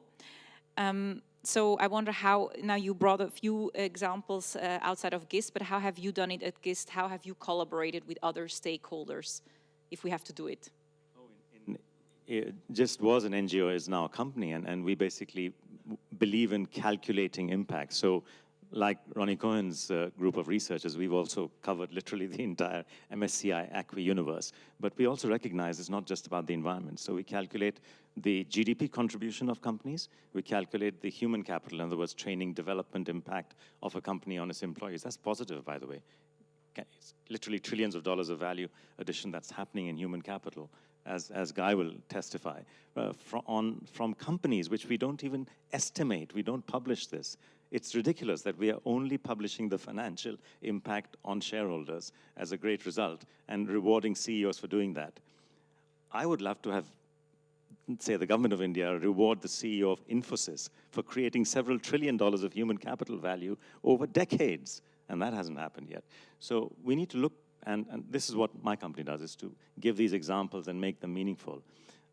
Yarra Valley Water, Melbourne's water utility, used our calculus to be able to steer some investment into social projects and double its social value creation over a space of 4 years. Sveaskog, the largest forestry company in Sweden, used our calculations to demonstrate to its own government to see it not as just a producer of wood or pulp, but actually a generator of ecosystem services. In fact, the single largest contributor in their country towards climate targets, Paris COP. So there's any amount of good results that come by pursuing the right metrics. In other words, changing the way performance is measured. It's fundamentally about that. Miriam, I mean, you've done this, so tell us about it. Yes. Thank you. No, I think that's exactly the right approach. I think once we provide this data, and it's reliable data, it's not greenwash data, and the companies provide this data, then I think investors will follow. Investors will make their choices. There will be investors who don't only look at risk and return, they will look at risk, return, and impact, and there will be investors which optimize for impact. They don't optimize for return or for risk. So there will be different investment approaches, and again, the investment behavior is likely to change, at least partially. And if it changes partially, others will follow. But for this, I think the reliable data is the first step. And here I feel we have started. There are a lot of good approaches, but we need to have a common standard of reporting of companies and of projects. Then what ratings agencies do with that data is another story. Here, I think a certain diversity is good. There should be diverse approaches. It's like investors looking at financial data of companies. The financial data is the same. What when investors think of it might be different. For some investors, it's a buy. For others, it's a sell. So I think there should be diversity in ESG ratings, but there should be a certain standard of reporting, corporate reporting of ESG data. But I think there we're on a good track, I think. Yeah, certainly moving ahead. ESG is one part, but we're also talking about the Sustainable Development Goals that are much wider than what goes under ESG. And there's 17 Sustainable Development Goals. So can't we just act a bit faster? We need a paradigm shift, is what we said. We also need to break the silos between the different stakeholders. And I'm also thinking about, we don't really speak about intergenerational exchange, because we heard that consumers nowadays don't want to consume certain things. They don't want to work for certain companies if they don't share their values, but they are the ones that will inherit the problems. So if the ones that are in charge of sustainability don't really believe it, it's not authentic. So I'm wondering, a paradigm shift means questioning the status quo. So how can we move a bit more into that direction? How can we really break the silos? We have 5 minutes left, so this should also be takeaways to move into action plans, messages to the financial sector and all the stakeholders.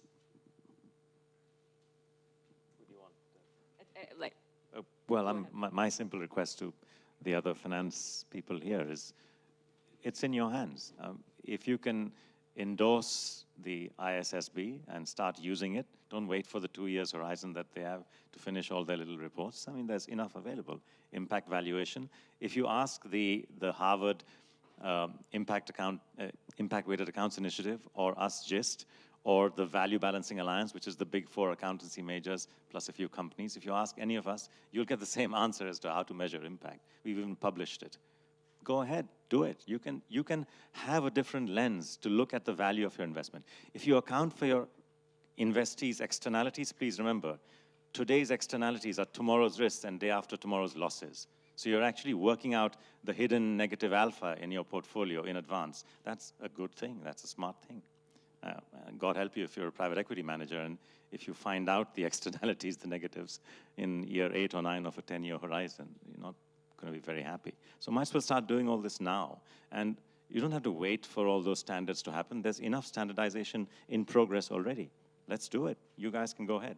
I think your government can also possibly take this challenge up and look at how to set these standards as a leading example rather than wait. So a message to governments as well. Go ahead. Yes.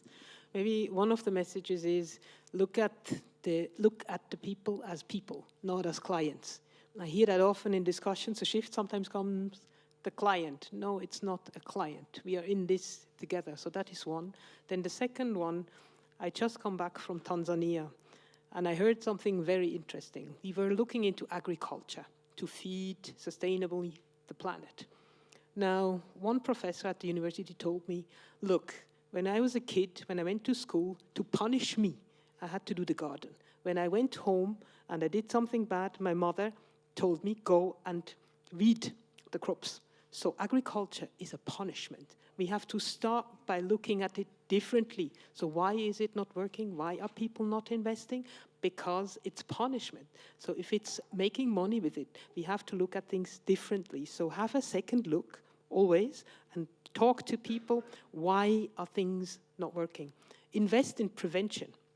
Politicians are not very good at this. Maybe Switzerland is an exception. But other countries, when you need re-election, you have to have a 3-year plan. Prevention is a 10, 15, 20-year endeavor. So please also look into this and ask questions about this. If one thing could come from this conference that I think would move things forward substantially, it would be that all of the things we're talking about here, all of the potential, all of these avenues of progress, could not only be agreed amongst the community which is meeting here, but conveyed to the broader public that yes, there is going to be a standard. Yes, you can trust this, and this is how. Whether you see it from yourselves, you're seen as quite a long way away from the everyday travails of the legendary guy in the street, the person in the street. There's really a reach-out job to be done here. And I think it's about dispelling criticisms which you may find unjust and misplaced, but are sincerely held by people. There's not a high level of trust out there for many of us, let's be honest. So I think it's a real reach out, overcoming, what might be an understandable sort of annoyance of what you consider unfair criticism, but you've got to make the case that finance is on the right side of this and provide people with the instruments and the confidence to do that. Government in these things is not just a signal giver, but a promoter as well. I agree about the issues of the way public finances are used in this agenda. The Secretary General has just opened up a whole new operation on a GDP plus metric, which seems to me to be the logical concomitant of private sector metrics. And then you give real new impetus to what we're all trying to do together and the common purpose that lies behind it. When here as a representative of, say, big finance, I would say we're doing a lot on portfolio alignment to SDGs or ESG. That's being done. Now, I think for the finance world, really, we need to look at the somebody recently spoke about the hard to finance stuff. I think that's the next frontier. And here, finance actors can make a huge difference. Patrick Audier mentioned the nature-based solutions. Most people don't even know what nature-based solutions are. And we need to bring these projects and ideas into financial companies, into banks and asset management companies, and generate understanding that there are these viable projects that can be financed, which are aligned with a fiduciary duty of investors. But here again, the cooperation of the public and private is important when the hard to finance stuff needs concessional capital, or as Patrick mentioned, carbon credits, which work as a currency for the environment with the social impacts that usually these projects bring about.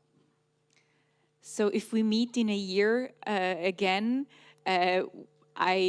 can you commit that you come with more solutions? I'm confident, yeah. Great, good. Thank you very much. So we heard it, every stakeholder needs to do their part, and we also need to work together. So let's break silos, let's get to action, and let's challenge the status quo. Thank you very much, Miriam Staub, Bisang Guy Ryder, Patricia Danzi, and Pavan Sukhdev. Thank you very much.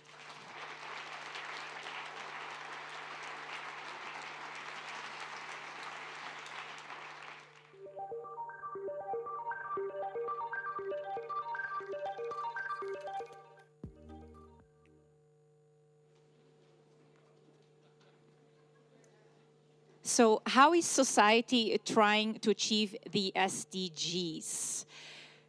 What are their call to actions? If you need to leave the room, maybe do it as quietly as possible without speaking. Thank you very much. So in the next 20 minutes, you will hear 5 strong voices out of society, and we start with none other than the President of Costa Rica, Carlos Alvarado. Excellencies, dear friends, as you probably know, Costa Rica is at the forefront of climate action, green ambition, and the protection of human rights, which are the cornerstone of the 2030 Agenda for Sustainable Development. For 50 years, we have partnered with nature, convinced that focusing on the welfare of all citizens not only enhances well-being, but also increases productivity. My country has shown how investing in clean energy and protecting the environment is good business. Now, to bring a stronger drive to this ambition, we are joined with responsible, ambitious, and committed partners to help us carry out our national decarbonization plan and accelerate the transition to a net zero economy before 2050. Fully implemented, this plan will generate over $41 billion in benefits, with public and private transport, along with the freight sector, contributing to $19 billion in net benefits. As the newest members of the OECD, we have aligned national policy with highest social, economic, environmental standards. We are also committed to make all finance flow, public and private, domestic and international, consistent with a pathway towards low greenhouse gas emissions and climate-resilient development. Costa Rica's central bank is integrating climate-related risks and sustainability considerations into monetary policy, financial stability, assessments, and its international reserves portfolio. Now, let me be clear. In line with the SDGs, the National Decarbonization Plan is based around inclusion, respect for human rights, and gender equality. In this regard, we expect the highest standards to be met in all investment projects. We offer these opportunities to anyone with clear understanding of bioeconomy, the profitable balance between business and nature. Integrity, empathy, and transparency are key principles to build sustainable societies and doing good business. Costa Rica continues to build green bridges for people and the planet. Let us know if you are too. Together, we can deliver the future we need and set by the 17 Sustainable Development Goals. Thank you. Thank you, President.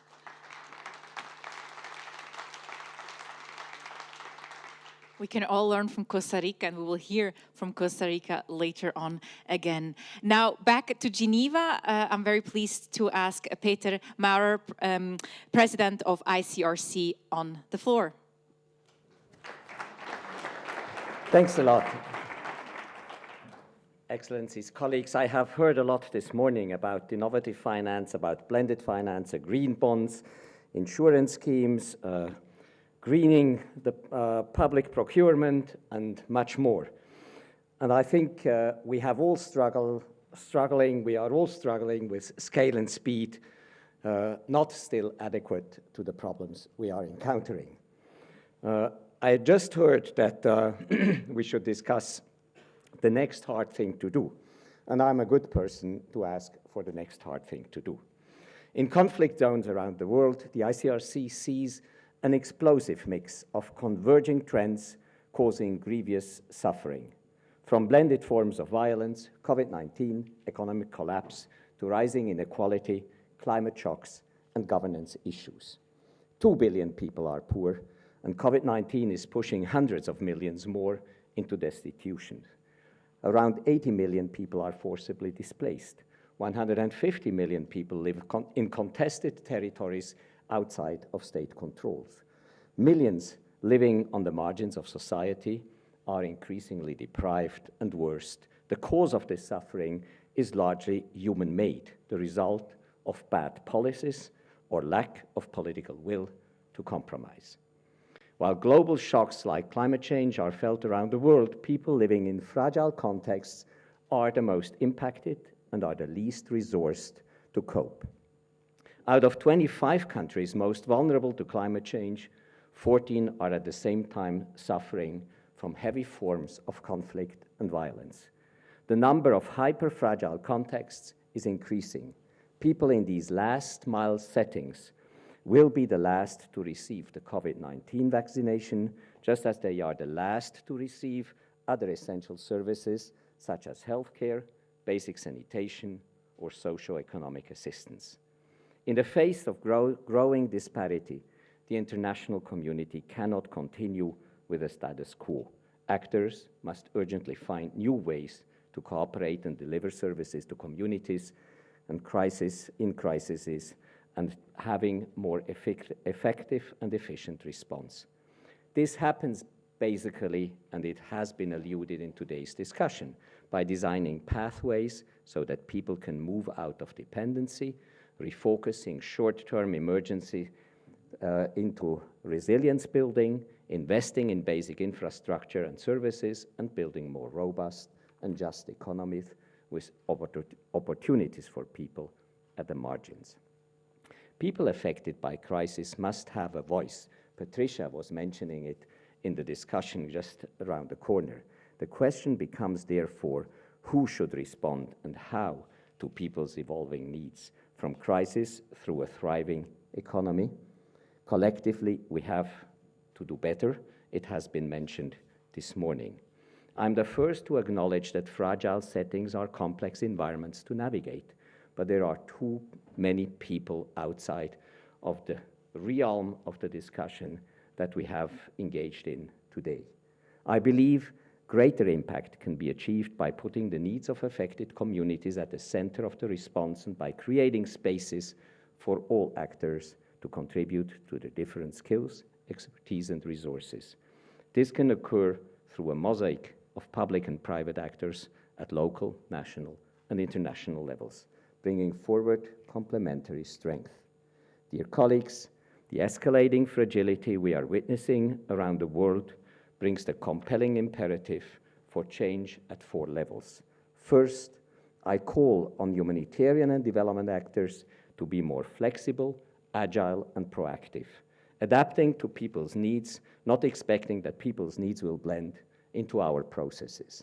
When processes and mandates are obstacles for progress, I urge you to be proactive in submitting clear alternatives for decision and action.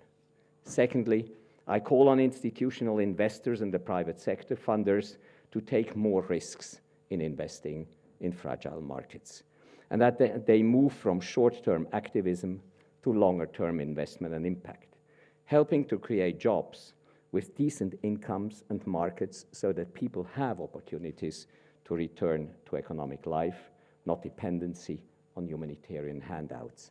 We know that a life with economic empowerment is a life with dignity.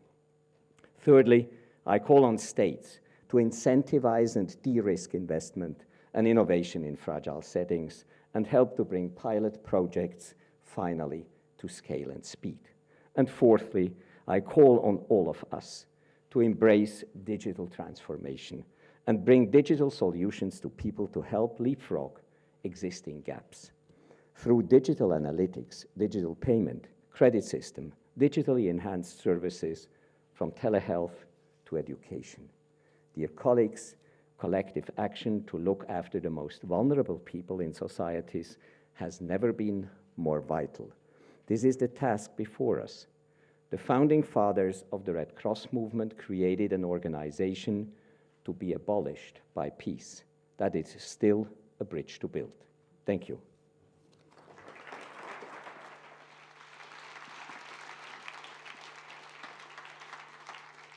Thank you, Peter Mauro, for this call to actions. Also, thank you very much for everything you've done as we hear that you're leaving the ICRC. Thank you for your contribution out of Geneva.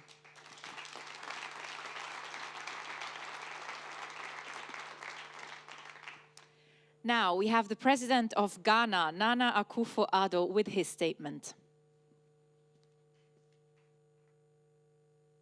Excellencies, ladies and gentlemen, I thank you for the opportunity to speak at the 2021 Building Bridges Summit Program. Since the adoption of the 17 Sustainable Development Goals, Ghana has made conscious efforts at integrating the SDGs into her national planning and budgeting processes. We've established a strong institutional and coordination mechanism for the SDGs and have developed a robust public-private partnership framework with a clear roadmap for investors seeking to invest in the country. Working in partnership with the United Nations and other stakeholders, Ghana continues to develop a clear chart to identify priority areas that will bring relief and enhance the livelihoods of our people, and at the same time, ensure sustainable financing. The SDG country financing roadmap estimates a financing gap of some $520 billion United States dollars over the next 10 years. The SDG investor maps and bankable projects showcase investment opportunity areas, and we continue to dialogue with strategic partners. We're aware that data is critical for the successful implementation of the SDGs, and as such, consolidating SDG data and reporting through the voluntary national review and local reviews is allowing for effective SDG budget reporting and the integration of gender and child-friendly tracking codes in our budget system. Our post-COVID-19 recovery plan, dubbed the Ghana Cares or Batampa program, identifies the private sector as a key partner in helping to mobilize the needed capital for the implementation of the SDGs. Through strategic partnerships and our work with the United Nations on integrated national and domestic financing frameworks, we're leveraging sustainable financing solutions such as the SDG Delivery and Green Funds, PPP, foreign direct investment, venture capital, and private equity funds. Thus far, we have catalyzed initial investments of some $17 billion into various priority sectors, including transportation, especially road and rail, agriculture, micro, small, and medium enterprises, green infrastructure, education, health, housing, energy, particularly untapped renewable sources, and water and sanitation. I wish you fruitful deliberations and invite you to Ghana, where investment opportunities abound, where an atmosphere of peace, stability, and security prevails, and where legitimate investments are protected. I thank you for your attention.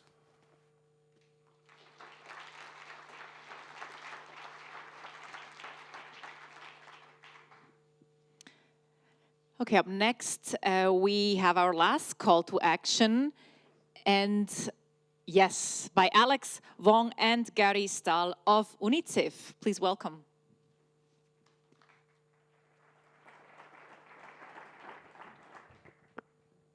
a pleasure to be here today representing GIGA, which is a partnership between UNICEF and ITU, launched in 2019 with the goal of connecting every school in the world to the internet by 2030. More than 1 billion young people in the world do not have access to connectivity. Yet studies have shown that a 10% increase in school connectivity can increase GDP per capita by 1.1%. I'll give you 3 examples of why I find this project unique and exciting.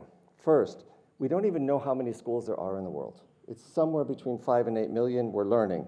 But if you don't know a number, it's really hard to build a business around it.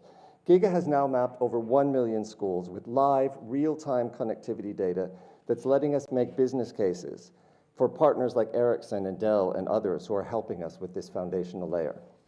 Second, you can't connect every school in the world without a lot of capital. We estimate about 428 billion is needed. We are working with partners like SoftBank and BCG to build investment cases. Serious work is going to take serious capital. Third, we won't be able to actually contract any connectivity providers, make payments, build the capacity of our government partners without substantial technology capacity. And that's why technologists like Elon Musk have also funded our work on blockchain and fintech. All of this work is powered by UNICEF's central mission of child rights, to make sure that every child has access to opportunity and choice in life. And this means working closely with governments, with teachers, with investors and financiers in our network to ensure that connectivity is available to all. We're thrilled to be doing this with our partner ITU, and Alex would like to say a few words from his side. Thanks, Gary. So I'm with the International Telecommunication Union, the UN Space Specialized Agency for ICTs, where our mandate and our mission is to close the digital divide and provide connectivity to the half of the world that does not have access to the internet. GIGA is more than a partnership than just ITU and UNICEF. It's a one UN effort where we're working together, leveraging all of the benefits of the UN platform, our convening ability, our impartiality, our relationship with governments to help connect every school and make this the can't-miss SDG investment opportunity of the decade.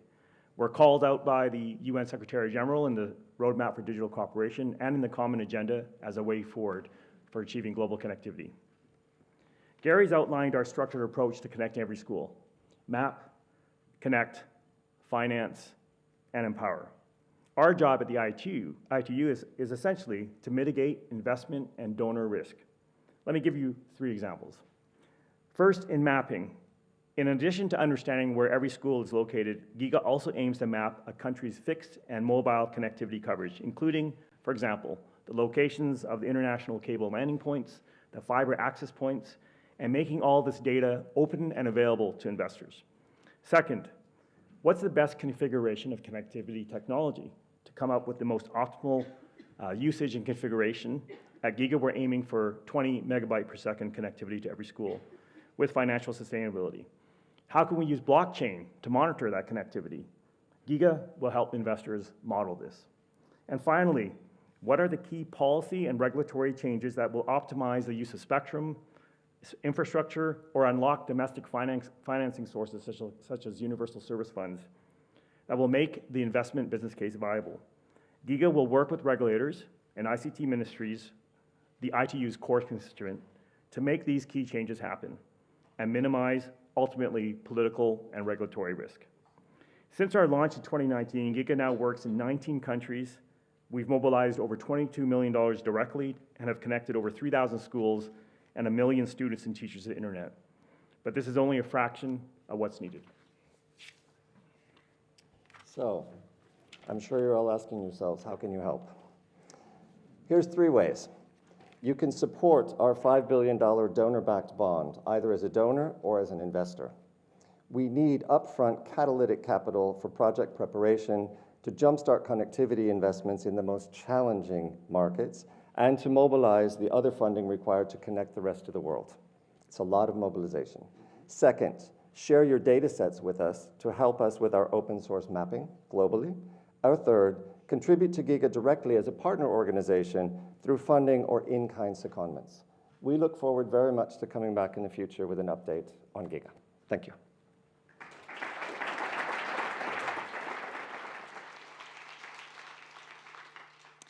Thank you very much. So we heard a concrete initiative where one can be invested. Thank you all for setting the tone for the rest of the week.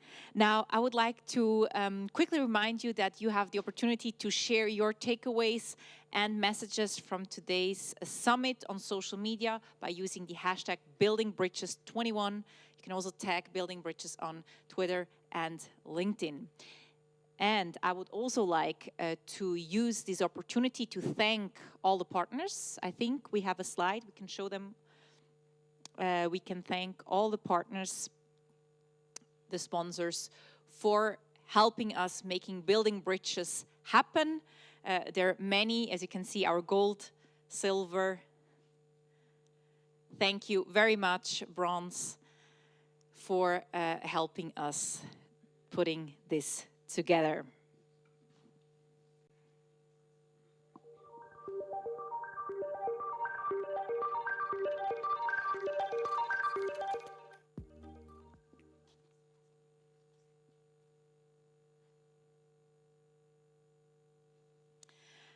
Okay, so as the importance of ESG integration is reaching universal recognition amongst the investment and management community, many are joining initiatives, as we've heard.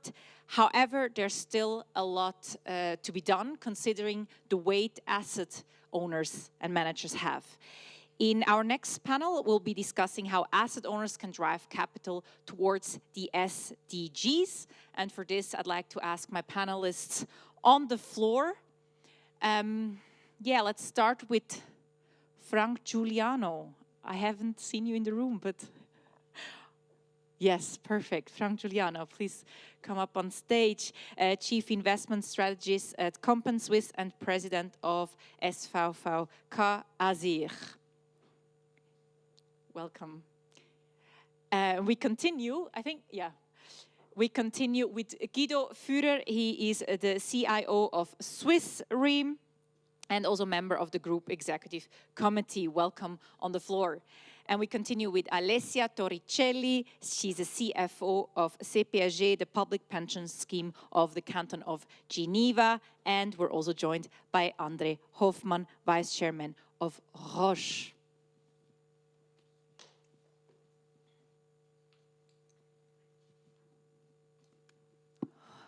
Welcome to the floor.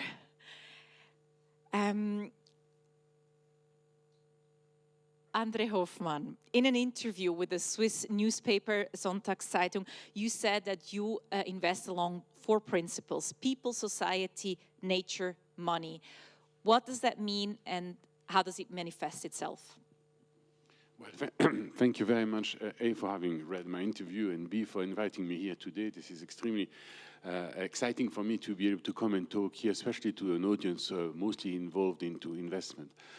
Yes, I do have 2 types of activities, as you probably know.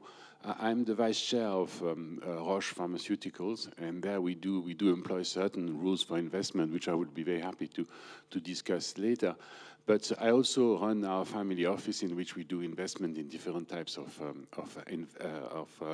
opportunity, in which we allocate our assets into what we hope will be a sustainable way. Now, as you've just heard from Pavan Sukhdev, with whom I've done a lot of work over the years, I think the most important way of measuring impact is not just a question of making sure that what your actions have a positive outcome, but that you need to understand the use of the different capitals.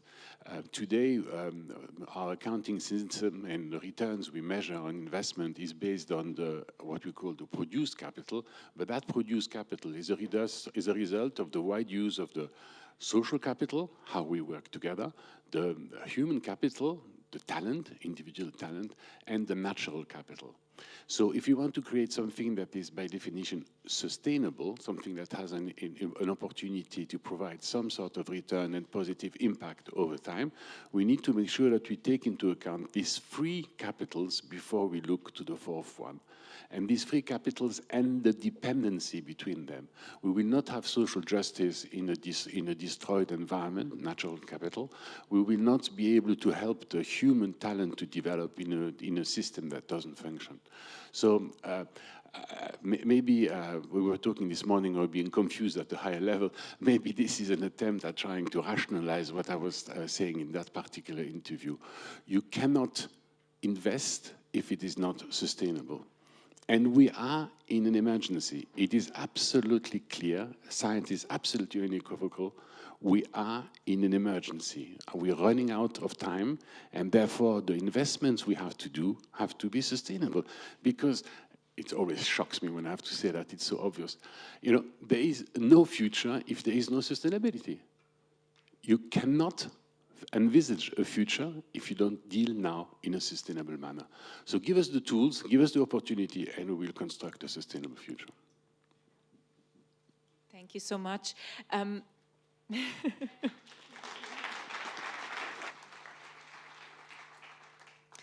So now I wonder, to what degree do you integrate ESG across your different asset classes? Well, it depends in which asset classes you talk about. If you talk about the public, funds, there are so many different metrics you can measure. I mean, ESG is, Pavan was talking earlier about 600 different metrics. I mean, that's the last count, and I'm sure there's still some coming. So yes, I welcome the creation of the ISSB, which was announced in Glasgow on the Wednesday of the first week of the conference, the installment in Frankfurt of a joint venture between the IFRS and between the TCFD, but that maybe also TNFD, which have all linked together in order to create a sort of metrics for public measurement. That's very good news. If you invest into private equity, or if you invest into private markets, you find yourself in a situation that is very similar to what you would do if you were to use only financial metrics. You know, it's important to be able to understand the metrics you have in front of you, but at the end, it's a judgment call. As Miriam was saying before, some are a buy, some are a sell. And so you need to make sure that you use your common sense to sort of bring forward the metrics that will really matter. It's backing talent. And talent today is very much concerned about sustainability and long-term thinking. I think it's very important to always remember that we don't really have the actual metrics that is 100% transparent. So we need to be able to be instrumental into, or as entrepreneurial into the way we deal with these issues. You need to take some risks. You need to take some risk. I mean, I'm sorry, this morning you were talking about animal instinct. You know, there is no, the risk-taking is profit-making. But today, the risk you cannot ignore is the one that science has demonstrated. You know, the climate risk, the natural risk, the loss of biodiversity is very real. And there is no sustainability in a dysfunctional system. So we need to address that. The question is to everyone, to what degree you integrate ESG strategies in your investments. I see Franco holding, and then, or go ahead. Okay. Yeah, it's on. It's on. Okay. Well, I think there are several ways to integrate, to help to contribute SDGs. For example, I mean, the first one seems to be old-fashioned, but exercising the voting rights is something that is quite important. It's something we've been doing for 20 years at Compen Suisse, but I mean, some pension funds, now it's mandatory for pension funds. It seems old-fashioned, but at the end of the day, it focuses on the G mostly. But normally, I mean, if G is doing well, there are some good chances that E and S could follow. That's one pillar. The second pillar is the engagement. One of the distinguished panels mentioned that before, and this is activism is really, I think, at the core of what institutional investors should aim at. Today, we engage with 130 companies within Compen Suisse through the association we co-founded some years ago. It's quite important because, and especially important when it comes to climate risk, because one distinguished panel before said, I mean, if you squeeze the sausages, it goes the other way. And if you just exclude or underweight, overweight, at the end of the day, I mean, you transfer climate risk from a hand to another. Whereas engagement really pushes these companies to get better in terms of the climate transition. I have several examples, but Third pillar is exclusion. You have to keep that one for excluding those companies where engagement doesn't go through, and also companies, I would say, whose business model is not compatible with the normative criteria, controversial weapon, etc. And finally, is ESG integration at the mandate level, and also from a top-down perspective. That's the way we integrate ESG, and we try to contribute as much as possible to the Sustainable Development Goals. Thank you. I will go into the voting rights and all that a bit later on. Alessia.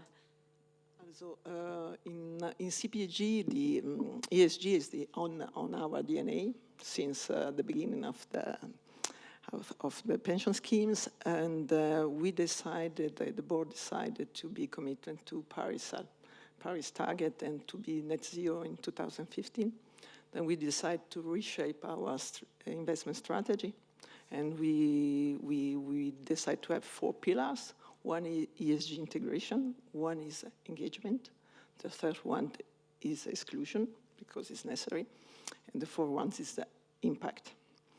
And then at the moment, it's true that we have some problem with measurement, but for us it's not a problem, because we decided to go, and then we have a trust that standard will be put on the market, and we can correct our strategy.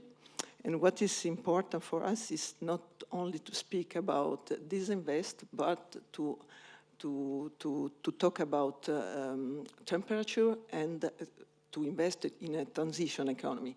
Because sometimes there is greenwashing, say, okay, I can disinvest 3 or 4 stocks that are very polluting, but this is not the solution for the society.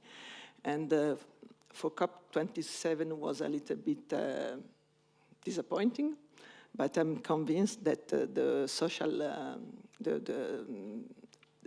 society had decided to move, and that we don't need a politician. We can move without. So there are many things that you said, but I hear somehow you were more a leader than a follower in starting to... Yes, we hope so, to be leader, and I trust and I'm convinced that all the pension schemes will follow the same way. And it's important that in Switzerland we manage about 1 trillion. We have the power, and then we can really do something to move and to find solution. Guido Führer, in January 2021, you wrote that sustainability drives resilience, and that during 2020, your investment portfolio weathered the storm better than if you had not taken ESG criteria into account early on. So market-based impediment of implementing ESG is a perceived lack of business case. So is this an old concept? Thank you much, Dania, for putting up, I think, the crucial question, how we can basically move institutional money towards the right direction. And again, you don't need to convince me, we're doing it since a few years. And again, we're a public company, maybe in contrasting to some other panelist and former speaker, we just manage our own money. We don't have the fiduciary, I guess, challenge.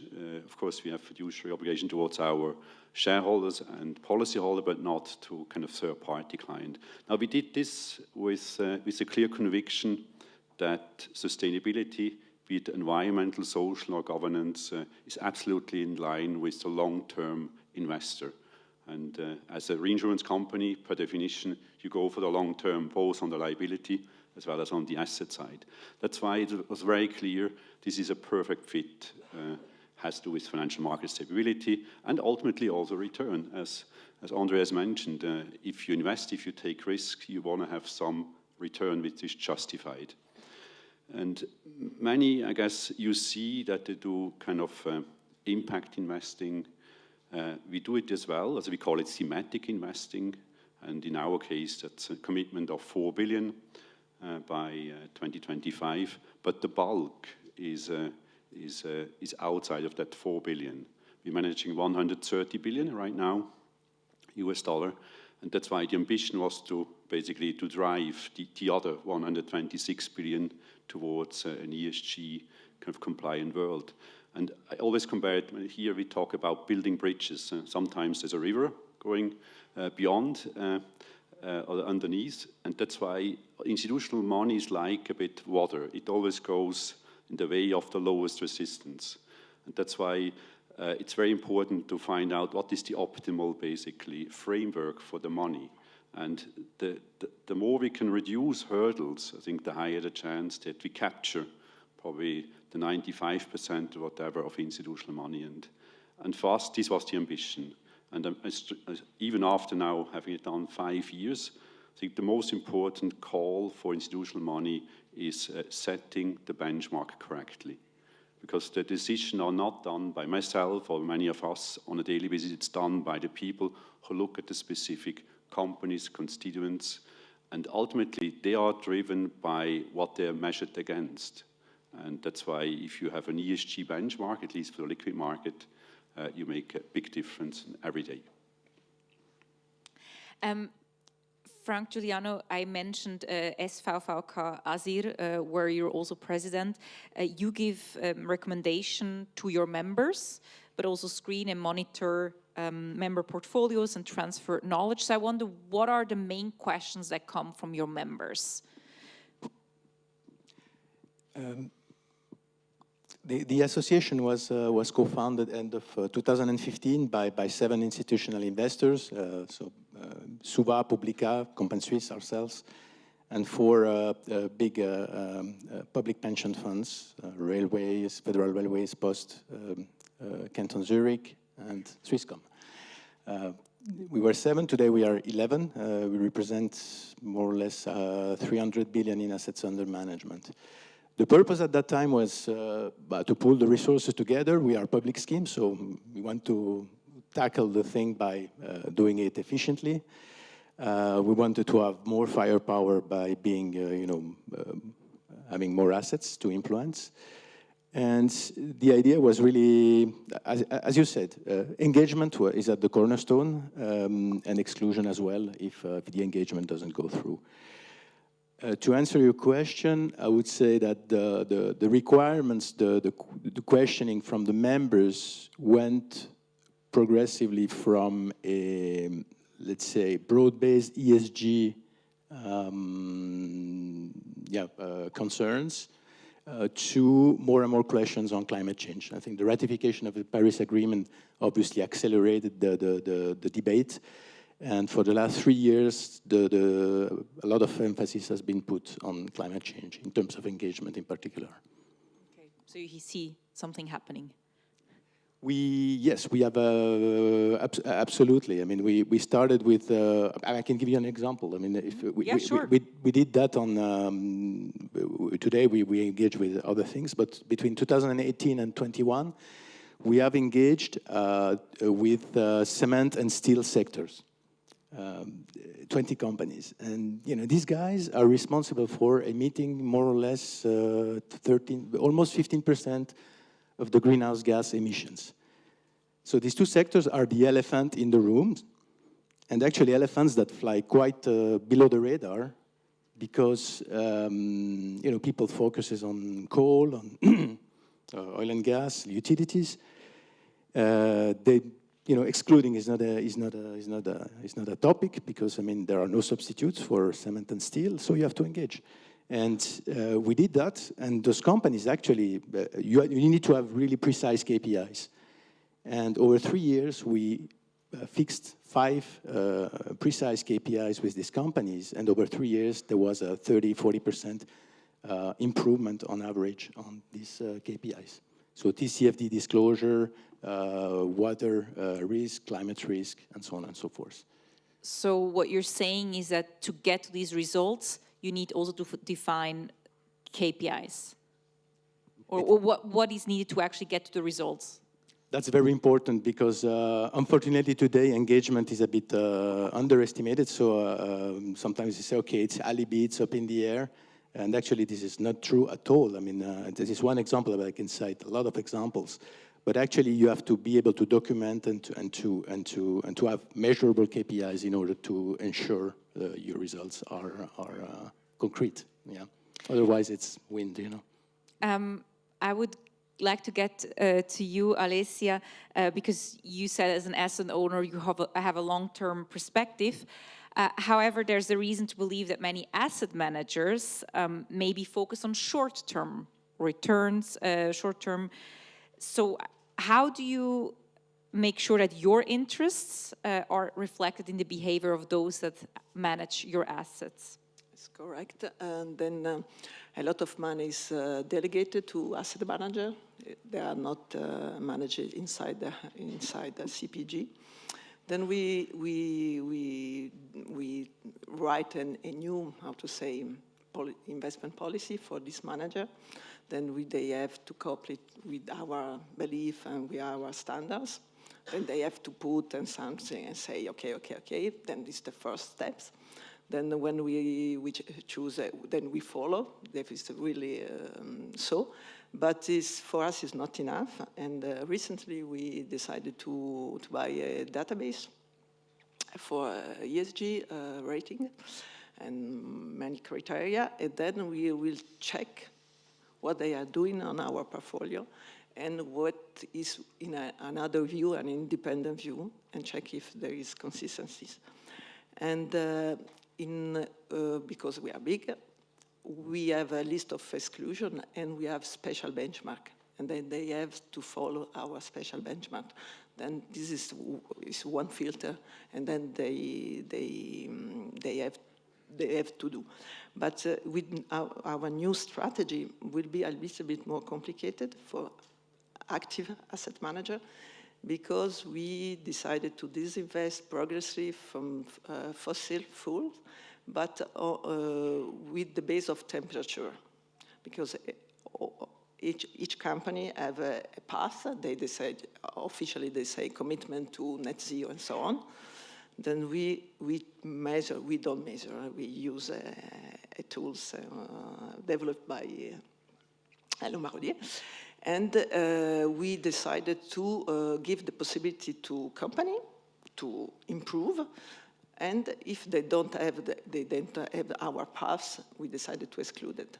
And the idea is that we don't want to exclude all the company, but only the company they don't do anything for the climate. Because we need this company, cement, for instance. At the moment, our society is based on carbon. We have to go to a transition to a low-carbon society, and we need a little bit of time. And then we have to finance this kind of transition. This is the reason why we decided to have this dual carbon footprint and temperature. For us, it's very important. Otherwise, on other ways, impact and invest in venture capitalists and new technologies, because we believe it is not enough. Only without new technology will be really difficult to achieve these goals for 2030, 2050. I see a lot of nodding, André Hoffmann. Anything to add? Maybe also how to choose external fund managers or anything else? Well, rather than getting too specific about specific fund managers, as we said before, there are a lot of metrics and a lot of fund managers have developed their own. And I see that developing more and more as a sort of competitive advantage. Who is the one who will give you the best metric? I think you need two things. You need first a state of what's happening. You need the reporting in the same way as it took us 250 years to develop the financial reporting system. We do need an impact reporting system. And as we had a number of opportunities to say this morning, things are moving in that front. And that allows you to have a look at a transparent look at how companies behave. And that's, I think, important into the after the event. But what's much more important, to my view, is how do we give companies today the right to make the opportunities, the tool to make the right decision. Because we need to make a distinction between financial accounting and management accounting. Today, if I decide inside the company to allocate assets to a new project, I need a decision tool. And that decision tool at the moment is only based on financial consideration. So each company has started to develop its own technology and its own sort of impact measurement, so that new projects within the companies have the most likely chance to be the most positively impacting the future of the company. Now, how do you do that? I think at the moment, the easy proxy, the one that a number of companies are using, is to put a price on carbon. Since, you know, carbon, we were just talking about the carbon economy. If we really do need to have a way of looking at environmental impact, we need to have some sort of easy to manage metric, and putting up a price of carbon to, you know, $100, $150 a ton is probably something that would sharpen your internal focus towards the decision that will be the best contribution. But in the long run, making decisions at company level is where it really is going to make a difference. So the finance industry can provide funds to companies to grow and to continue to do what their purpose is. But at the same time, we will have to be a little bit humble. We've talked on a number of occasions this morning of the role that finance can have on the industry, and that role is first and foremost really a sort of helping role. You know, you help growth, and growth is the question that we really need to put on the table. I'm trying to match the image of the low-flying elephants we just talked about, and I'm really struggling with that. But, you know, growth is really the thing that is in the middle of the room. We need to talk about that, and we need to make sure that the future of our companies will allow to create the value we all need. We all need prosperity, and we need sustainable prosperity. If you want to create this value in the long run, we're going to have to find a way of measuring this. And sorry, I'm talking a little bit in circle, but I think that is the key of our problem here. Anyone want to add something? Yeah, I mean, I was always saying, if you want to go somewhere, I mean, you first have to know exactly where you are, and this comes to your point. I mean, and that's why also we put in place a system of measure. There are several things put in place, initiatives like IISB. I mean, we welcome that, but in the meantime, we have to do something. And with all the pitfalls that these measures have, today we've been able to come up with a dashboard. I mean, it's worse what it's worse, but at least we measure our portfolio in terms of ESG scores, in terms of climate measures, including the famous ITR, implied temperature rise, that was mentioned by Mr. Patrick Audier this morning, and also the contribution of the portfolio to the Sustainable Development Goals as well. So these three pillars can help. Can I just add something? Yes, I agree. When you travel, you need to know where you live from, but you also need to know where you're going to. And we have these amazing ESG metrics, which are now, SDG metrics, which I think are now recognized by most industry as being some sort of roadmap. And that roadmap to go towards a sustainable prosperity is, you know, it's our moral compass, it's our North Star, it's all the images you can think of. If I can just add something, since 1960, the world population has gone from 3 billion to 8 billion.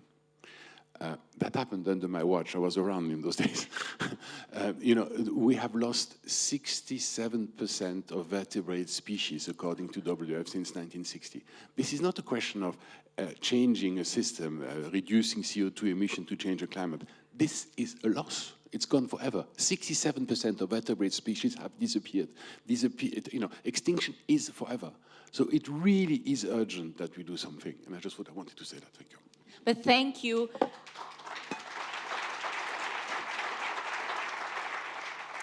Thank you for mentioning the goal where we're actually traveling to. I think we have a slide to actually show the SDGs. Let's put it up on the screen. If the technical people can put the SDG goals on the screen. We see it here because we mentioned how you integrate ESG strategies. However, some strategies of ESG, as we've heard, are based on excluding certain things. So it's just about avoiding harm, but it's not always contributing to a solution. impact investing is a bit more, but that's a very small part of the cake. Some just follow international norms, so norm-based ESG strategies, but we need a bit more, right, to achieve the SDGs. There are 17, as I mentioned. How can we move further in developing sustainable investment strategies to actually reach these goals? There are 17, you can pick one. It's a wish list, basically. Okay, on the board, we decided to have some priorities SDGs. We take 5. Do you want to mention them? Yes, I hope there's because the 3, the 4, the 6, the 8, the 13. Yeah, I think so. And then first of all, we are working with the ethos for this because all the companies have impact, and all the companies say, I have some impact on this. Then we try to go in the other one, say, okay, we put some 10 rules, and then ask the company how they act on these 10 rules. And then of our priority SDGs, we try to do impact. For instance, we have microfinance, and we have tried to measure. For us, I don't know, what is the Ville cities? I don't remember. It's okay. I think the audience sees it. Now we are Sustainable cities. Yes, okay, 11. okay. Now we are working to invest in first social bonds in Switzerland. Normally we can announce something in the few days, and what we do green bonds. There is another way to invest, and then we try to focus with venture capital to find solution for food, for health, and for ESG in general, because this is one way to invest or to have some impact on these SDGs. Also, I would like to quickly mention, when investing to be SDG aligned and reaching one goal at the same time, you shouldn't be harming any other goal. And this is always the problem. We try to have more positive impact than negative, because one example, when you talk about automotive or electrical car, battery is okay, less emission, but if you see how the mines or in Congo and so on, this is a problem. Then it's really not so easy to measure and to decide what to do, but we have to do something, and then it's not acceptable to say, okay, I'm waiting because I need the standard, I need something. We have to move, and then perhaps we have to encourage a little bit what we are doing. Guido Führer, you want to say something, I think? The Sustainable Development Goals, I think there's a lot of recognition. This is absolutely crucial. You can't reach all of them at the same time. Similar to what you just mentioned, probably you start focusing. And having a goal, as we heard before, is super important. What I think is even more important, to have something which is in the tangible future. Many of us committed to whatever, 2030, 2050. But I think we should force us to have something which is close, so that we still kind of are measurable, and that we take full responsibility and ownership today. It's super easy to commit to 250, because I guess many of us will be maybe in a different situation by then. That's why it should be our generation who takes accountability for measurable goals and achievement within the foreseeable future. We're talking about 2025. That's why also we committed to another big contribution to Sustainable Development Goal, but also on climate by 2025 as a company. And I think that's the way I think we should approach. And that's why all commitments are important, but I think you can make a much bigger difference if you come out with some ambitious target and also report about it. Yeah, I was just wondering, because Swiss Re, you're committed to 2050 net zero. but as you say as well, that's so far away, and we need to make sure that steps are taken now. That's correct. That's why also we founded in 2019 the Net Asset Owner Alliance, which we all commit to this net zero by 2050. And again, I felt it's good to team up with similar-minded investors and then basically work on not only a long-term goal, but something which is very short-term. And again, we came out to have reduction by 2025 between 16 and 29% as an alliance. And that's something which I think helps to be credible in this world, but also start to basically impact the market. If such a size of asset owner feels strongly about something, you can move probably mountains in a very short period of time. And our ambition is always to have bridges, yes, but not temporary bridges, but solid bridges. And everything starts with targets which are close enough that we can see if we work towards it. So you mentioned you have a lot of power. We mentioned in the beginning, asset owners, you can move things.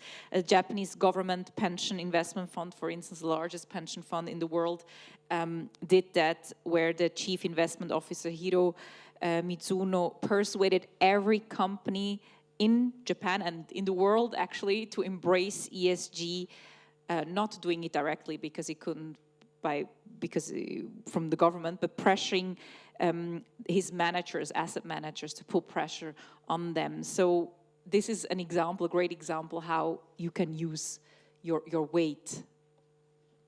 Are there any similar initiatives? For me, it's very important that, I guess, many of us, I assume, we want to help the economy transit to basically be successful. That's why exclusion, I think we have all in our investment policy. Yes, certain things we don't do it, but this should be the last measure. The first measure should be engagement. That's why the example which you mentioned, it's a good one to explain basically the companies which you invest, what is basically the long-term goal, and then help them to find a way to move towards something which is more compliant with your own target setting. And this is a very, I guess, rewarding way. And I always say if you manage to convince companies that any progress is seen by the market, by investors, of course, this gives them comfort to go towards this direction. And you can put this into also an economic framework. And yes, it has to do with return, but also with risk. And explaining a company, if the company doesn't move, and others are moving in the sector, this creates a completely different preference by investor. That's why you can also, without ethical and other very important goal, you can fully argue from an economic point of view. And when Hizo started his campaign for the Japanese post office, he used this notion of risk very much to pass on this idea. If you look at transactional costs, yes, they are they're higher if you look in the long term. But you cannot today do something short term without having some consequences in the long term. So every transaction has to include, as a sort of model, an insurance premium. If you take a decision today based only on the short-term profit maximization, you're likely to have something to come back to bite you at some stage. So if you really want to introduce a notion of long-term, yes, there is a premium to be paid. But that premium to be paid in the long term will pay itself back. And for the Japanese savings banks, this has been a very important tool for convincing their customers of changing their attitude. Just a word about exclusion. I mean, it's true that sometimes say, okay, it's not the solution. It's an important weapon that you keep along with engagement. It's a last resort. It's true. In some cases, the business model is just unviable. So isn't it just the minimum you could do, the exclusions? Depending what? I mean, the exclusions for the companies that violate the normative criteria, that's done. The last result can be helpful because you engage with the company, and sometimes they have systematic and severe violations of norms. You engage with them, and at the end, if it doesn't work, you exclude. Some people may say, okay, then you close the eyes and thing is done. You don't. No, what happened is that this company, depending on whom you represent, we are small, but at the same time, today, through the association, the Swiss Association for Responsible Investment, for example, we had some cases where, after the exclusion, a company came to us because then it created a sort of buzz there because we represent a sort of proxy of the Swiss institutional investor.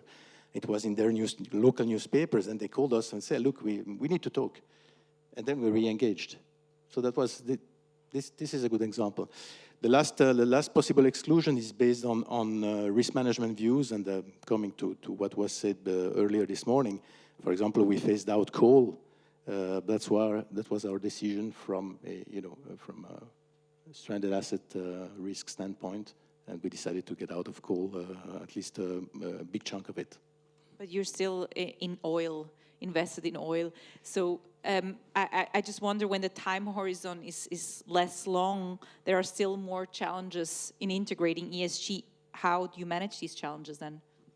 Yeah, that's the we have many challenges, but let's put the two main challenges. One is the fiduciary duty. You mentioned that. I mean, we are asset owner, asset manager. I mean, it's still a debate actually. So we manage the assets. So we have to take that into account. So we must seek the optimal path in order, yes, to maximize the integration of SDGs, but also to preserve or to safeguard the interest of our pension beneficiaries. That's the challenge that many of us face. The second challenge that we face directly, Compen Suisse, is that we have a short time horizon, and it's bounded, by the way. So what we put in place basically has to come to realization in the next 10, 12 years. And that's an additional constraint for us. So it can be representative of some investors that have a shorter time horizon. There are still a lot of things we can do, I mentioned that, but it's also true that there are a range of initiatives that unfortunately we must refrain from investing into. Typically, sustainable infrastructure is too long for us. So there's no size fits all, still shouldn't be an excuse. But yeah, we're building bridges so we can all learn how we can go forward. One thing, as we are in Geneva, and it's one of the largest commodity hubs, I was wondering, do you include agriculture commodities in your portfolio to have some sort of diversification, and how do you balance adverse effects on food prices, for instance, and affordability? So thinking about realizing all the SDGs somehow. So can I perhaps just, I'm sorry. There is an opportunity there, and it's a huge opportunity. Coming back to Glasgow and coming back to the CO2 issue and the CO2 metrics and how we can reduce emission of CO2, the 1.5 degrees include an element of carbon absorption. This is no longer just about issuing less. It's no longer about doing no harm. It's about being a net positive, being a net contributor. And one of the easy way of making sure that we can absorb some carbon is all the nature-based solution. And there, the most obvious low-hanging fruit is the agricultural sector. About 50% of agricultural land in the planet is degraded. If we can introduce a notion of regenerative agriculture, carbon positive, carbon negative, since it absorbs carbon, to be able to produce crops in a sustainable manner without using the extensive way we've done it over the years, there is an opportunity there for lowering the carbon footprint of humanity, increasing better, more nutritious food, and ensuring that money is recycled in the best possible manner. So I think that there's, that's a target. That's one of the bridges we could build. Farmers of the world should be helped by finance to go towards this CO2 reduction. So I see we have 4 minutes left, so let me just jump somehow to two messages, to take away action plans. What can we do here from Geneva? What's your message to the community? You mentioned already a few messages, but maybe there's a takeaway to summarize, or anything that you feel you didn't have a chance to say it. Okay, on the asset owner perspective and pension scheme, I think it's necessary that we have to work together more than what we are doing today, because there are many initiatives, but everybody is doing something, and we are not so many. We are working in the pension scheme because it's quite small people, and that is necessary because we have the right power, 1 trillion Swiss francs, it's quite a lot, and then it's necessary to find standard, to find, for instance, reporting, ESG reporting, and find the standard for asset owner. One step, and perhaps the second step, we didn't speak about database, ESG rating, and so on. At the moment, from my point of view, there is really a concentration. Benchmark provider are buying ESG rating, and the independent of this rating agencies questions, and it would be nice if we were possible, this is worldwide, to have an independent rating agency financing by asset owner and not financed by index provider and so on, to really have something independent.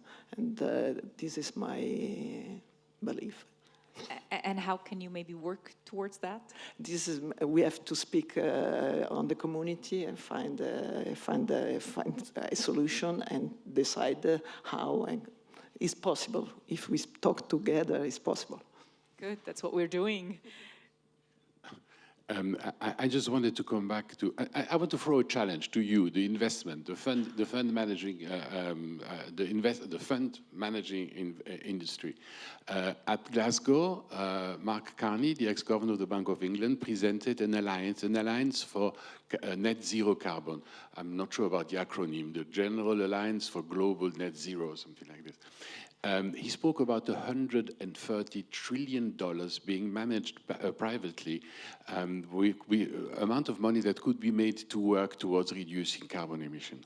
So all of you have a fantastic opportunity coming. $130 trillion, okay, it's a bit of double accounting, but even if it's just 100 trillion, I think that would do us. Which are waiting for a strategy which will allow them to reduce the temperature on the planet. So develop an easy to market strategy based on reduction of CO2 emission and on the curving of the temperature rise curve. That's what the market wants. Thank you.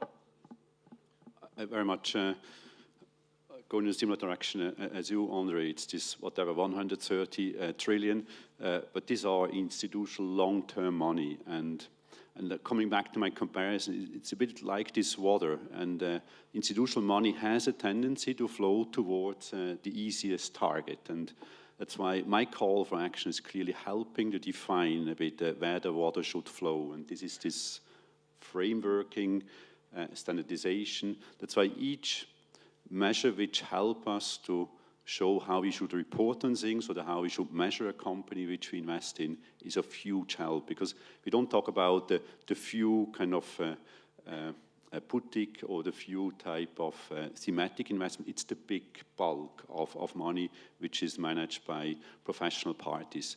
To direct that money, that's what I think is the unique opportunity. And I feel the money, again, yes, we have to commit, the money is there. And now we need to help that the money flows into the right direction in order to achieve the things which we want to achieve. Frank.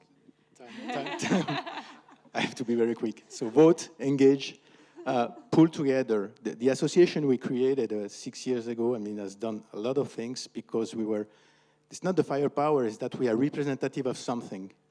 So the alliances are quite important here. And you find the right alliances that represent, somewhat very important in the landscape, then you can influence. It's not the 300 billion, it's nothing. We are not even half of the, the Canadian pension fund or whoever. But it's what we represent that is important. Well, and then everyone at his own pace. Ours is gradual because we are a public scheme.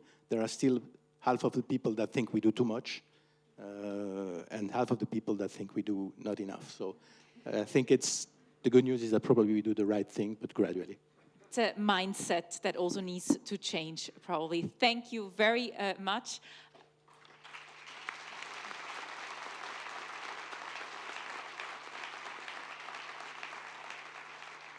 Thank you, Andre Hoffmann, Alessia Torricelli, Guido Führer, and Frank Giuliano. Thank you.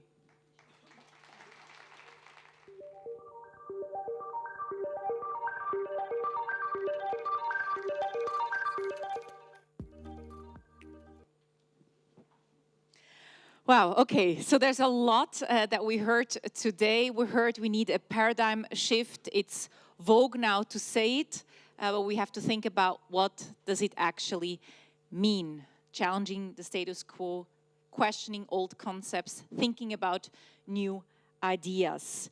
We're in this together. It's a shared responsibility, so let's do it. And the lunch break is a first step, or where you can already start building bridges. So I have a few information regarding the lunch break, and for everyone joining on the live stream, you can of course already take a break and join us back for the closing session later on. Should a bank fight water scarcity? As an active member of the 2030 Water Resources Group, we are helping to create a water-secure world for all. We're on it. Should a bank clean up the ocean? We engage with companies creating ocean impact and preventing plastic pollution practices. We're on it.